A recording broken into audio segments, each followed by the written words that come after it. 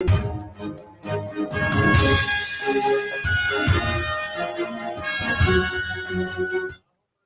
ਸ਼੍ਰੀ ਅਕਾਲ। ਤੁਸੀਂ ਜੁੜੇ ਹੋਏ ਹੋ ਪੰਜਾਬੀ ਰੇਡੀਓ USA ਦੇ ਨਾਲ ਤੇ ਮੈਂ ਹਾਂ ਪ੍ਰਵੀਨ ਸ਼ਰਮਾ ਲੈ ਕੇ ਹਾਜ਼ਰ ਹਾਂ ਪੰਜਾਬੀ ਰੇਡੀਓ USA ਦਾ ਖਾਸ ਤੇ ਵਿਲੱਖਣ ਪ੍ਰੋਗਰਾਮ ਖਬਰ ਤੇ ਨਜ਼ਰ। ਖਬਰ ਤੇ ਨਜ਼ਰ ਪ੍ਰੋਗਰਾਮ ਦੇ ਵਿੱਚ ਖਬਰਾਂ ਤੇ ਚਰਚਾ ਕਰਨ ਦੇ ਲਈ, ਖਬਰਾਂ ਤੇ ਟਿੱਪਣੀਆਂ ਕਰਨ ਦੇ ਲਈ ਮੇਰੇ ਨਾਲ ਜੁੜ ਚੁੱਕੇ ਨੇ ਮਿੰਟੂ ਗੁਰਸਰੀਆ ਜੀ। ਉਹਨਾਂ ਦਾ ਕਰਦੇ ਹਾਂ ਸਵਾਗਤ ਤੇ ਫੇਰ ਕਰਾਂਗੇ ਖਬਰਾਂ ਤੇ ਚਰਚਾ। ਮਿੰਟੂ ਸਤਿ ਸ਼੍ਰੀ ਅਕਾਲ, ਸਵਾਗਤ ਹੈ ਜੀ ਪੰਜਾਬੀ ਰੇਡੀਓ USA ਤੇ। ਜੀ ਸ਼ੁਕਰੀਆ ਸਾਰਿਆਂ ਨੂੰ, ਸਤਿ ਸ੍ਰੀ ਅਕਾਲ ਜੀ। ਅੱਗੇ ਵਧਣ ਤੋਂ ਪਹਿਲਾਂ ਧੰਨਵਾਦ ਕਰਦੇ ਚੱਲੀਏ ਸਾਡੇ ਸਪਾਂਸਰਸ ਦਾ, ਜਿਹੜੇ ਜ਼ਰੀਆ ਬਣਦੇ ਨੇ ਇਹਨਾਂ ਪ੍ਰੋਗਰਾਮਾਂ ਨੂੰ ਤੁਹਾਡੇ ਤੱਕ ਪਹੁੰਚਾਉਣ ਦਾ। ਖਾਲਸਾ ਇੰਸ਼ੋਰੈਂਸ ਏਜੰਸੀ ਵਾਲੇ ਪਿਛਲੇ ਕਈ ਦਹਾਕਿਆਂ ਤੋਂ ਇੰਸ਼ੋਰੈਂਸ ਦੇ ਵਿੱਚ ਸ਼ਾਨਦਾਰ ਸੇਵਾਵਾਂ ਦੇਣ ਦੇ ਲਈ ਜਾਣੇ ਜਾਂਦੇ ਨੇ। ਕਿਸੇ ਵੀ ਤਰ੍ਹਾਂ ਦੀ ਇੰਸ਼ੋਰੈਂਸ ਦੇ ਲਈ ਤੁਸੀਂ ਇਹਨਾਂ ਦੇ ਨਾਲ 408 272 2500 ਤੇ ਗੱਲ ਕਰ ਸਕਦੇ ਹੋ। ਟਰਕੀਆਨਾ ਇਮੀਗ੍ਰੇਸ਼ਨ ਲਾ ਫਰਮ ਵਾਲੇ, ਜੇ ਟਰਕੀਆਨਾ ਇਮੀਗ੍ਰੇਸ਼ਨ ਬਾਬਤ ਤੁਹਾਡਾ ਕੋਈ ਸਵਾਲ ਹੈ, ਕੋਈ ਸਲਾਹ ਕਰਨੀ ਹੈ ਤਾਂ ਜੇ ਦੇ ਨਾਲ 415 909 0503 ਤੇ ਗੱਲ ਕੀਤੀ ਜਾ ਸਕਦੀ ਹੈ। Krishan Tanota Yuba City, Baljinder Singh Nijjar Woodland, Paramjit Kaur Rangi Vacaville, Harnek Singh Pawla Indian ਕੰਜ਼ੀਰੈਂਟਨ, ਜੱਸੀ ਗਿੱਲ ਪਲੰਬਿੰਗ ਵਾਲੇ, Dharam Singh Bakersfield GN lube ਵਾਲੇ, ਟਰੱਕ ਵਾਸ਼ ਕਰਦੇ ਨੇ, ਆਇਲ ਚੇਂਜ ਕਰਵਾ ਸਕਦੇ ਹੋ। ਏਅਰ ਬ੍ਰੇਕਾਂ ਦਾ ਕੰਮ ਤਸੱਲੀ ਬਖਸ਼ ਕਰਦੇ ਨੇ, ਨਵੇਂ ਪੁਰਾਣੇ ਟਾਇਰ ਵੀ ਇਹਨਾਂ ਤੋਂ ਲੈ ਸਕਦੇ ਹੋ। ਲੋਕੇਸ਼ਨ ਹੈ ਸੈਂਟਾ ਨੇਲਾ ਦੀ। ਨਿਮਾ ਸਹੋਤਾ ਦੇ ਨਾਲ ਸੰਪਰਕ ਕੀਤਾ ਜਾ ਸਕਦਾ ਹੈ 209 277 01 13 ਤੇ। ਟਰੱਕਾਂ ਦੀ ਸਿਖਲਾਈ ਲੈਣ ਦੇ ਬਾਰੇ ਸੋਚ ਰਹੇ ਹੋ ਤਾਂ ਵੈਸਟ ਕੋਸਟ ਟਰੱਕ ਸਕੂਲ ਵਾਲਿਆਂ ਦੇ ਨਾਲ ਗੱਲ ਕੀਤੀ ਜਾ ਸਕਦੀ ਹੈ। ਅਜੀਤ ਟਵਾਲ ਦਾ ਨੰਬਰ ਹੈ 559 800 0590 ਤੇ ਜ਼ੈਂਡਰ ਗਰੁੱਪ ਵਾਲੇ। ਕਿਸੇ ਵੀ ਤਰ੍ਹਾਂ ਦਾ ਘਰ ਖਰੀਦਣਾ ਜਾਂ ਘਰ ਵੇਚਣਾ ਜਾਂ ਲੈਣਾ ਚਾਹੁੰਦੇ ਤੁਸੀਂ ਹੋਮ ਲੋਨ ਤਾਂ ਇਹਨਾਂ ਦੇ ਨਾਲ 559 905 2575 ਤੇ ਗੱਲ ਕੀਤੀ ਜਾ ਸਕਦੀ ਹੈ। ਮਿੰਟੂ ਜੀ, ਖਬਰਾਂ ਦੇ ਵੱਲ ਅੱਗੇ ਤੇ ਸ਼ੁਰੂਆਤ ਕਰ ਲਈਏ ਫਰਾਰ ਹੋਏ ਗੈਂਗਸਟਰ ਦੀਪਕ ਟੀਨੂ ਤੋਂ। ਹੁਣ ਮੀਡੀਆ ਦਾ ਦਾਅਵਾ ਹੈ ਕਿ ਫਰਾਰ ਹੋਇਆ ਜਿਹੜਾ ਟੀਨੂ ਹੈ ਇਹ ਗੋਲਡੀ ਦੇ ਟੱਚ ਦੇ ਵਿੱਚ ਸੀਗਾ। ਉਹਦੇ ਟੱਚ ਦਾ ਤੇ ਪਤਾ ਨਹੀਂ, ਮੀਡੀਆ ਦੇ ਦਾਅਵੇ ਦਾ ਤਾਂ ਪਤਾ ਨਹੀਂ ਜੀ, ਪਰ ਅਸਲ 'ਚ ਜਿਹਦੇ ਟੱਚ ਦੇ ਵਿੱਚ ਸੀਗਾ ਤੇ ਉੱਥੇ ਤੇ ਮੈਨੂੰ ਲੱਗਦਾ ਕਿ ਗੱਲ ਗਾਂ ਦੀ ਹੈ ਸੀ, ਜਿਵੇਂ ਨਾ ਜਰਾ ਜਰਾ ਟੱਚ ਮੀ ਜੀ, ਟੱਚ ਮੀ ਟੱਚ ਮੀ, ਤਾਂ ਉਹਦੇ 'ਚ ਤਾਂ ਪੂਰਾ ਟੱਚ 'ਚ ਸੀਗਾ, ਮਤਲਬ ਕਿ ਜਿਹੜਾ ਉਹ ਥਾਣੇਦਾਰ ਸੀਗਾ। ਹੁਣ ਦੇਖੋ, ਜਦੋਂ ਕਿਸੇ ਕੋਲ ਤੁਸੀਂ ਮੋਬਾਈਲ ਪਹੁੰਚਦਾ ਕਰ ਦਿਓਗੇ, ਉਹਨੂੰ ਖੁੱਲ ਦੇ ਦਿਓਗੇ, ਬੰਦਾ ਹਿਸਟਰੀ ਸ਼ੀਟਰ ਆ, ਬੰਦਾ ਪੂਰਾ ਚਲਾਕ ਆ, ਉਹ ਜਿਹਦੇ ਨਾਲ ਮਰਜ਼ੀ ਟੱਚ 'ਚ ਰਵੇ। ਜਦੋਂ ਤੁਸੀਂ ਉਹਦੀ ਸਹੇਲੀ ਨਾਲ ਹੀ ਉਹਨੂੰ ਮਿਲਾਉਣ ਤੁਰ ਪਏ ਅਫਸਰ ਹੋ ਕੇ, ਜਿਹਦੇ ਨਾਲ ਮਰਜ਼ੀ ਟੱਚ 'ਚ ਹੋਵੇ। ਹੁਣ ਤੇ ਜਿੰਨੇ ਮੂੰਹ ਉਨੀਆਂ ਗੱਲਾਂ, ਤੇ ਇਹੋ ਜਿਹੀਆਂ ਗੱਲਾਂ ਮਾਨਸੇ 'ਚੋਂ ਸੁਣ ਰਹੇ ਆ। ਖੁਦ ਪੁਲਿਸ ਵਾਲੇ ਜਿਹੜੇ ਨੇ ਪ੍ਰਵੀਨ ਜੀ, ਉਹ ਨਮੋਸ਼ ਹੋ ਗਏ ਨੇ ਕਿ ਇਹਨੇ ਮਾਰਿਆ ਤੇ ਮਾਰਿਆ ਕਿੱਥੇ ਆ ਜਾ ਕੇ। ਵੀ ਪਹਿਲਾਂ ਪੂਰੀ ਦੁਨੀਆ ਦੇ ਵਿੱਚ ਬਦਨਾਮੀ ਹੈ ਇਸ ਗੱਲੋਂ ਹੋ ਗਈ ਕਿ ਸਿੱਧੂ ਮੂਸੇਵਾਲਾ ਮਰ ਗਿਆ। ਹੁਣ ਬਦਨਾਮੀ ਇਸ ਗੱਲੋਂ ਹੋ ਗਈ ਕਿ ਮਾਰਨ ਵਾਲਿਆਂ ਦੇ ਵਿੱਚੋਂ ਜਿਹੜਾ ਮੁੱਖ ਸਾਜ਼ਿਸ਼ ਘੜਾ ਸੀ ਉਹ ਸਾਡੇ ਖੁੱਡੇ ਚੋਂ ਨਿਕਲ ਗਿਆ। ਤੇ ਲੋਕ ਐਵੇਂ ਕਹਿੰਦੇ ਸਨ ਕਿ ਤੜੀਆਂ ਛੱਡ ਕੇ ਉੱਡਦਿਆਂ ਦੇ ਪਿੱਛੇ ਨਹੀਂ ਦੌੜੀਦਾ। ਵੀ ਤੁਸੀਂ ਤੇ ਜਿਹੜੇ ਬਾਹਰਲੇ ਮੁਲਕਾਂ ਵਾਲੇ ਆ ਉਹਨਾਂ ਨੂੰ ਲਿਆਉਣ ਨੂੰ ਫਿਰਦੇ ਹੋ, ਤੇ ਜਿਹੜੇ ਇੱਥੇ ਤੁਹਾਡੀਆਂ ਹਵਾਲਾਤਾਂ ਦੇ ਵਿੱਚ ਜੰਗਲਿਆਂ 'ਚ ਤੜੇ ਹੋਏ ਨੇ ਉਹਨਾਂ ਨੂੰ ਤੁਸੀਂ ਆਪ ਹੀ ਫੁਰ ਕਰਵਾ ਰਹੇ ਹੋ। ਯਾਨੀ ਪੁਲਿਸ ਖੁਦ ਸਦਮੇ 'ਚ ਆ। ਇਹ ਬਹੁਤ ਵੱਡੀ ਗੱਲ ਹੈ ਜਦੋਂ ਕੋਈ ਡਿਪਾਰਟਮੈਂਟ ਕਿਸੇ ਇੱਕ ਬੰਦੇ ਦੀ ਹੋਸ਼ੀ ਹਰਕਤ ਕਰਕੇ ਜਾਂ ਉਹਦੇ ਵਤੀਰੇ ਕਰਕੇ ਇੱਕ ਸਦਮੇ 'ਚ ਚਲਾ ਜਾਂਦਾ। ਇਹ ਹੁਣ ਉੱਚ ਅਧਿਕਾਰੀ ਜਿਹੜੇ ਆ ਉਹ ਗੱਲਾਂ ਬਾਤਾਂ ਤੇ ਕਰੀ ਜਾਂਦੇ ਆ, ਪਰ ਬਹੁਤ ਸਾਰੀਆਂ ਗੱਲਾਂ ਉੱਥੋਂ ਤੱਕ ਸੁਣਨ ਦੇ ਵਿੱਚ ਆਇਆ, ਸਾਡੇ ਸੋਰਸ ਦੱਸਦੇ ਨੇ ਕਿ ਬਈ ਇਹਨੂੰ ਤੇ 1-2 ਦਿਨ ਪਹਿਲਾਂ ਇਹ ਇੱਕ ਕਲੀਨਿਕ ਦੇ ਵਿੱਚ ਲਈ ਫਿਰਦਾ ਸੀਗਾ। ਤੁਸੀਂ ਹਿਸਾਬ ਲਾ। ਇਹ ਬੜੀਆਂ ਵੱਡੀਆਂ ਗੱਲਾਂ ਨੇ। ਹਾਲਾਂਕਿ ਲੋਕ ਉੱਥੋਂ ਦੇ ਖੁੱਲ ਕੇ ਨਹੀਂ ਬੋਲ ਰਹੇ, ਪੁਲਿਸ ਮੁਲਾਜ਼ਮ ਖੁੱਲ ਕੇ ਨਹੀਂ ਬੋਲ ਰਹੇ, ਕਿਉਂਕਿ ਇਹ ਬੰਦਾ ਪੂਰਾ ਉੱਥੇ ਪਾਵਰਫੁਲ ਸੀਗਾ। ਬਥੇਰੀਆਂ ਗੱਲਾਂ ਨਿਕਲ ਰਹੀਆਂ ਨੇ ਕਿ ਜਿੱਦਾਂ ਮੀਡੀਆ ਕਹਿ ਰਿਹਾ ਕਿ ਟ੍ਰਾਂਜੈਕਸ਼ਨਾਂ ਹੋਈਆਂ ਨੇ। ਇੰਡੈਵਰ ਗੱਡੀ ਜਿਹੜੀ ਹੈ ਉਹ ਬੇਲਨ ਨੂੰ ਦਵਾਈ ਸੂ ਕਾਲੇ ਰੰਗ ਦੀ, ਉਹਦੇ 'ਚ ਹੀ ਭੱਜੇ ਆ। ਇੱਥੋਂ ਤੱਕ ਸੁਣ ਰਹੇ ਆ ਕਿ ਸਰਵਿਸ ਰਿਵਾਲਵਰ ਵੀ ਖਵਾ ਬੈਠਾ, ਪਰ ਪੁਲਿਸ ਕਹਿੰਦੀ ਹੈ ਕਿ ਨਹੀਂ ਸਾਡੇ ਕੋਲ ਹੀ ਆ, ਜਮਾ ਕਰਵਾਇਆ। ਤਾਂ ਗੱਲਾਂ ਤੇ ਬਹੁਤ ਨੇ। ਤਾਂ ਜਦੋਂ ਹੁਣ ਇਹ ਹੈ ਕਿ ਉਹਨੂੰ 2-3 ਵਾਰੀ ਇਹਨਾਂ ਨੇ ਰਿਮਾਂਡ ਤੇ ਲਿਆਂਦਾ, ਇਸੇ ਕਰਕੇ ਲਿਆਂਦਾ ਕਿਉਂਕਿ ਗਾਠੀ ਉਹਨੇ ਪਾ ਲਈ ਇਹਨਾਂ ਦੇ ਨਾਲ। ਹੁਣ ਲਾਲਚ ਦਿੱਤਾ, ਲਾਲਚ ਕਿਸ ਕਦਰ ਦਾ ਕਿ ਕੀ ਉਹ ਲਾਲਚ ਦੇ ਰਿਹਾ ਸੀ ਕਿ ਮੈਂ ਰਿਕਵਰੀ ਕਰਾਊਂਗਾ ਕੋਈ, ਜਾਂ ਇਹਨਾਂ ਨੂੰ ਪੈਸਾ ਧੇਲਾ ਦਿੱਤਾ ਹੈ। ਉਸ ਤੋਂ ਬਾਅਦ ਫਿਰ ਇਹ ਸਾਰੀ ਗੇਮ ਗਾਂ ਵੱਧਦੀ ਹੁਣ ਇੱਥੋਂ ਤੱਕ ਚਲੇ ਗਈ ਹੈ ਕਿ ਬਈ ਨਾ ਤਾਂ ਐਂਟੀ ਗੈਂਗਸਟਰ ਟਾਸਕ ਫੋਰਸ ਦੇ ਹੱਥ ਲੱਗ ਰਿਹਾ ਉਹ, ਨਾ ਇਹਨਾਂ ਨੂੰ ਇਸ ਕੇਸ ਦੇ ਵਿੱਚੋਂ ਇਹ ਡਾਹ ਦਿੰਦਾ ਪਿਆ। ਇਹ ਕਹਿੰਦਾ ਹਾਂ ਮੈਂ ਲੈ ਗਿਆ ਮੈਂ ਸੌ ਗਿਆ ਭੱਜ ਗਿਆ, ਬਸ ਐਦੋਂ ਵੱਧ ਗੱਲ ਹੀ ਨਹੀਂ ਬਕਦਾ, ਤੇ ਕਰੋਗੇ ਕੀ ਹੁਣ? ਤਾਂ ਇਸ ਕਰਕੇ ਮੀਡੀਆ ਦੇ ਦਾਅਵੇ ਇੱਕ ਸਾਈਡ ਆ, ਪਰ ਬਹੁਤ ਵੱਡੇ ਪ੍ਰਸ਼ਨ ਇੱਕ ਸਾਈਡ ਆ ਕਿ ਇਹ ਬੰਦਾ ਆਰਜ਼ੀ ਰੈਂਕ ਵਾਲਾ ਬੰਦਾ ਦੂਸਰੇ ਜ਼ਿਲ੍ਹੇ ਦੇ ਵਿੱਚ ਆ ਕੇ ਕਿੱਦਾਂ ਇਹੋ ਜਿਹੇ ਮਹੱਤਵਪੂਰਨ ਇੱਕ ਥਾਣੇ ਦਾ ਇੰਚਾਰਜ ਬਣ ਗਿਆ। ਬਿਲਕੁਲ CIA ਸਟਾਫ ਦਾ ਮਤਲਬ ਇਹ ਆ ਕਿ ਜਿਹੜਾ ਉਹਦਾ ਇੰਚਾਰਜ ਲੱਗ ਗਿਆ ਉਹ ਜ਼ਿਲ੍ਹੇ ਦੇ ਵਿੱਚ ਕਪਤਾਨ ਤੋਂ ਬਾਅਦ ਦੂਸਰਾ ਪਾਵਰਫੁਲ ਅਧਿਕਾਰੀ ਹੈ। ਸਹੀ ਕਿਹਾ। ਮਤਲਬ ਥਾਣਿਆਂ ਦੇ ਤਾਂ ਇੰਚਾਰਜ ਵਗੈਰਾ ਕੁਝ ਵੀ ਨਹੀਂ ਉਹਦੇ ਅੱਗੇ। ਤੂੰ ਕੌਣ ਬੰਦਾ ਸੀਗਾ ਜਿਹਨੇ ਆਰਜ਼ੀ ਰੈਂਕ ਦਵਾ ਕੇ ਇੱਥੋਂ ਤੱਕ ਪਹੁੰਚਾਇਆ? ਤਾਂ ਫਿਰ ਇਹ ਵੀ ਸੁਣਨ ਦੇ ਵਿੱਚ ਗੱਲਾਂ ਬਹੁਤ ਨੇ, ਸੋਰਸਸ ਬਥੇਰਾ ਕੁਝ ਦੱਸ ਰਹੇ ਨੇ ਕਿ ਇਸ ਡੀਲ ਬਾਰੇ ਇੱਕ ਵੱਡੇ ਅਧਿਕਾਰੀ ਨੂੰ ਵੀ ਪਤਾ ਸੀਗਾ। ਹੁਣ ਛੋਟਾ ਦੇਖੋ, ਜਿਹੜਾ ਐਡਾ ਪਾਵਰਫੁਲ ਬੰਦਾ ਛੋਟਾ, ਤੇ ਉਹਦੇ ਗਾੜੀ ਹੁਣ ਕੀ ਕਹੂਗਾ, ਉਹਦੇ ਅੱਗੇ ਕੀ ਕਹੂਗਾ? ਉਹ ਬੰਦਾ ਲਿਜਾ ਰਿਹਾ ਕਿੱਥੇ ਨਹੀਂ ਲਿਜਾ ਰਿਹਾ, ਉਹਦੇ ਵਿਚਾਰਾ ਬੋਲਣ ਜੋਗਾ ਨਹੀਂ ਹੈ। ਪਰ ਜੇ ਹੁਣ ਇਨਕੁਆਇਰੀ ਕਰਨੀ ਹੈ, ਇਸ ਗੱਲ ਦੀ ਜਾਂਚ ਪੜਤਾਲ ਕਰਨੀ ਹੈ, ਤੇ ਇਸ ਐਂਗਲ ਤੋਂ ਕਰਨੀ ਚਾਹੀਦੀ ਹੈ ਕਿ ਉਹ ਕੀ ਰਿਊਮਰ ਆ, ਕੀ ਅਫਵਾਹ ਆ, ਕੀ ਉਹ ਸੱਚਾਈ ਆ, ਕਿ ਇਹਦੀ ਸਾਰੀ ਜਾਣਕਾਰੀ ਇੱਕ ਵੱਡੇ ਅਧਿਕਾਰੀ ਨੂੰ ਵੀ ਸੀਗੀ। ਗੱਲਾਂ ਬਹੁਤ ਸੁਣਨ ਨੂੰ ਮਿਲ ਰਹੀਆਂ। ਪੁਲਿਸ ਖੁਦ ਇੱਕ, ਮੈਂ ਜਿੱਦਾਂ ਕਹਿ ਲਾ ਕਿ ਐਸੇ ਝਟਕੇ ਦਾ ਸ਼ਿਕਾਰ ਹੋਈ ਹੈ ਕਿ ਹੁਣ ਉੱਠਿਆ ਹੀ ਨਹੀਂ ਜਾਂਦਾ। ਉਹ ਜਿਵੇਂ ਇੱਕ ਨਾ ਪੈਰੋਡੀ ਗਾਣਾ ਗਾਇਆ ਸੀਗਾ, ਕਿੱਥੇ ਡੱਬਾ ਭੁੱਕੀ ਦਾ ਧਰਿਆ ਵੈਰ ਨੇ ਲੱਭਦਾ ਹੀ, ਪਰ ਗਾਣਾ ਆਇਆ ਸੀਗਾ ਕਿ ਦੱਸ ਕੀ ਤੂੰ ਦਿਲ ਨੂੰ ਕਰਿਆ, ਵੈਰ ਨੇ ਲੱਗਦਾ ਹੀ ਨਾ। ਗੱਲ ਇਹ ਹੈ ਕਿ ਹੁਣ ਏਦਾਂ ਹੀ ਹੈ ਕਿ ਪਤਾ ਨਹੀਂ ਕੀ ਹੋਇਆ, ਕੋਈ ਵੀ ਖੁੱਲ ਕੇ ਗੱਲ ਕਰਨੇ ਨੂੰ ਤਿਆਰ ਨਹੀਂ ਹੈ। ਹੁਣ SSP ਨੇ ਵੀ ਗੱਲਾਂ ਜਿਹੜੀਆਂ ਗੋਲ-ਮੋਲ ਕਰਨੀਆਂ ਸਟਾਰਟ ਕਰ ਦਿੱਤੀਆਂ। ਤੁਸੀਂ ਦੇਖੋ, ਵੱਡੀ ਗੱਲ ਇਹ ਆ ਕਿ ਸਾਰੇ ਕਹਿ ਰਹੇ ਨੇ, ਤਕਰੀਬਨ ਮੀਡੀਆ ਆਊਟਲੈਟ ਸਾਰੇ ਇਹ ਦਾਅਵਾ ਕਰ ਰਹੇ ਨੇ ਕਿ ਉਹਦੀ ਗਰਲਫ੍ਰੈਂਡ ਪੁਲਿਸ ਦੇ ਵਿੱਚ ਸੀ। ਕਮਾਲ ਦੀ ਗੱਲ ਇਹ ਆ ਕਿ ਨਾ ਤਾਂ ਅੱਜ ਜਦੋਂ ਪੁੱਛਿਆ SSP ਨੂੰ, ਕਹਿੰਦਾ ਜੀ ਆਪਣੇ ਕੋਲ ਤੇ ਉਹਦੀ ਪਛਾਣ ਹੀ ਹੈ, ਡਿਨਾਈ ਨਹੀਂ ਕਰ ਰਿਹਾ ਕਿ ਉਹ ਪੁਲਿਸ ਵਾਲੀ ਆ। ਜੀ ਇਹ ਗੱਲ ਵੀ ਨਹੀਂ ਮੰਨ ਰਹੇ, ਗੱਲ ਵੀ ਤਸਲੀਮ ਨਹੀਂ ਕਰ ਰਹੇ ਕਿ ਅਸੀਂ ਕੋਈ ਕਾਰਵਾਈ ਕੀਤੀ ਹੈ। ਸੋ ਲੱਗਦਾ ਇਹੋ ਆ ਕਿ ਹਾਲੇ ਵੀ ਪੁਲਿਸ ਜਿਹੜੀ ਹੈ ਬੜਾ ਇਸ ਮਾਮਲੇ ਦੇ ਵਿੱਚ ਜਿੱਦਾਂ ਕਰੀਏ ਨਾ ਕਿ ਮੱਖਣ ਮਲਾਈ ਵਾਂਗੂ ਲੈ ਰਹੀ ਹੈ, ਜਿਹੜਾ ਕਿ ਨਹੀਂ ਹੋਣਾ ਚਾਹੀਦਾ।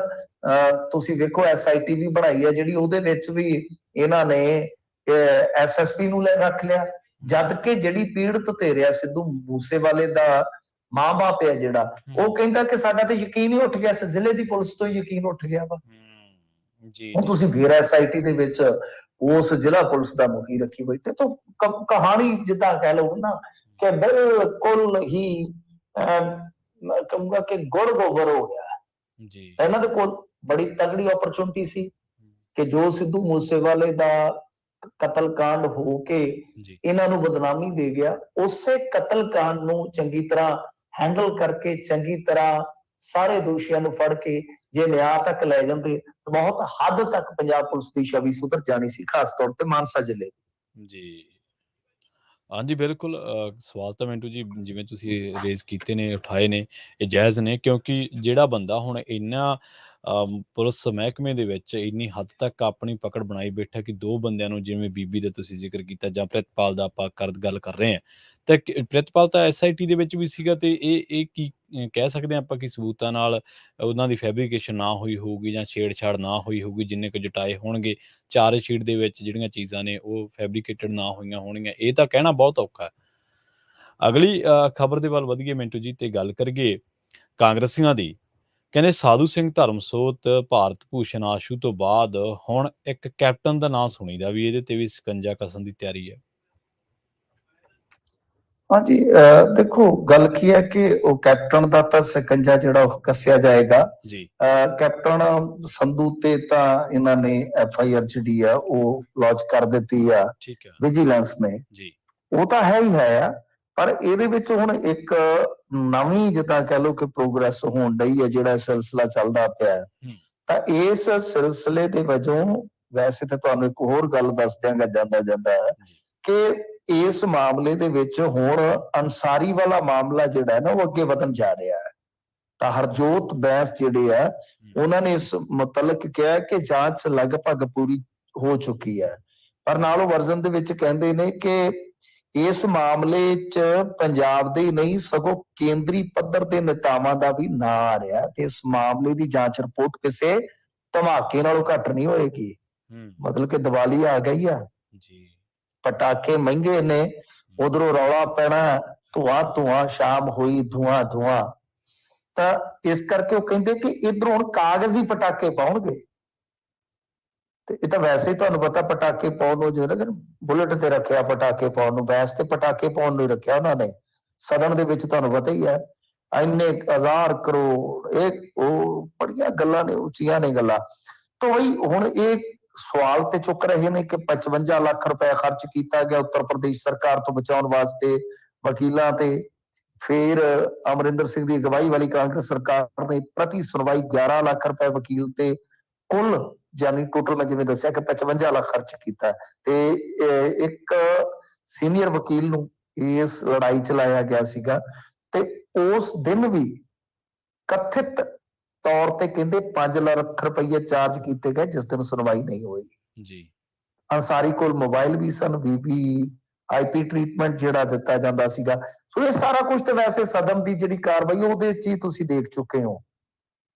ਇਹ ਕੋਈ ਗੱਲ ਆਫ ਦੀ ਰਿਕਾਰਡ ਤੇ ਹੈ ਨਹੀਂ, ਇਹ ਸਾਰੀਆਂ ਗੱਲਾਂ ਜਿਹੜੀਆਂ ਹੁਣ ਇਸ ਰਿਪੋਰਟ ਦੇ ਵਿੱਚ ਸ਼ੁਮਾਰ ਹੋਈਆਂ ਨੇ, ਸ਼ਾਮਲ ਹੋਈਆਂ ਨੇ, ਜਿਨ੍ਹਾਂ ਦਾ ਹੁਣ ਇਸ ਵੇਲੇ ਚਰਚਾ ਹੈ, ਉਹ ਤੁਸੀਂ ਪਹਿਲਾਂ ਹੀ ਸੁਣ ਚੁੱਕੇ ਹੋ। ਜੇ ਨਹੀਂ ਤਾਂ ਉਹ ਤੁਹਾਨੂੰ ਈਜ਼ੀਲੀ ਮਿਲ ਜਾਣੀਆਂ ਨੇ ਇੰਟਰਨੈਟ ਤੋਂ, ਜੋ ਅੱਗੇ ਸੁਣਵਾਈ ਹੋਈ ਸੀਗੀ ਜੋ ਸੈਸ਼ਨ ਦੇ ਦੌਰਾਨ ਇਸ ਮੁੱਦੇ ਤੇ।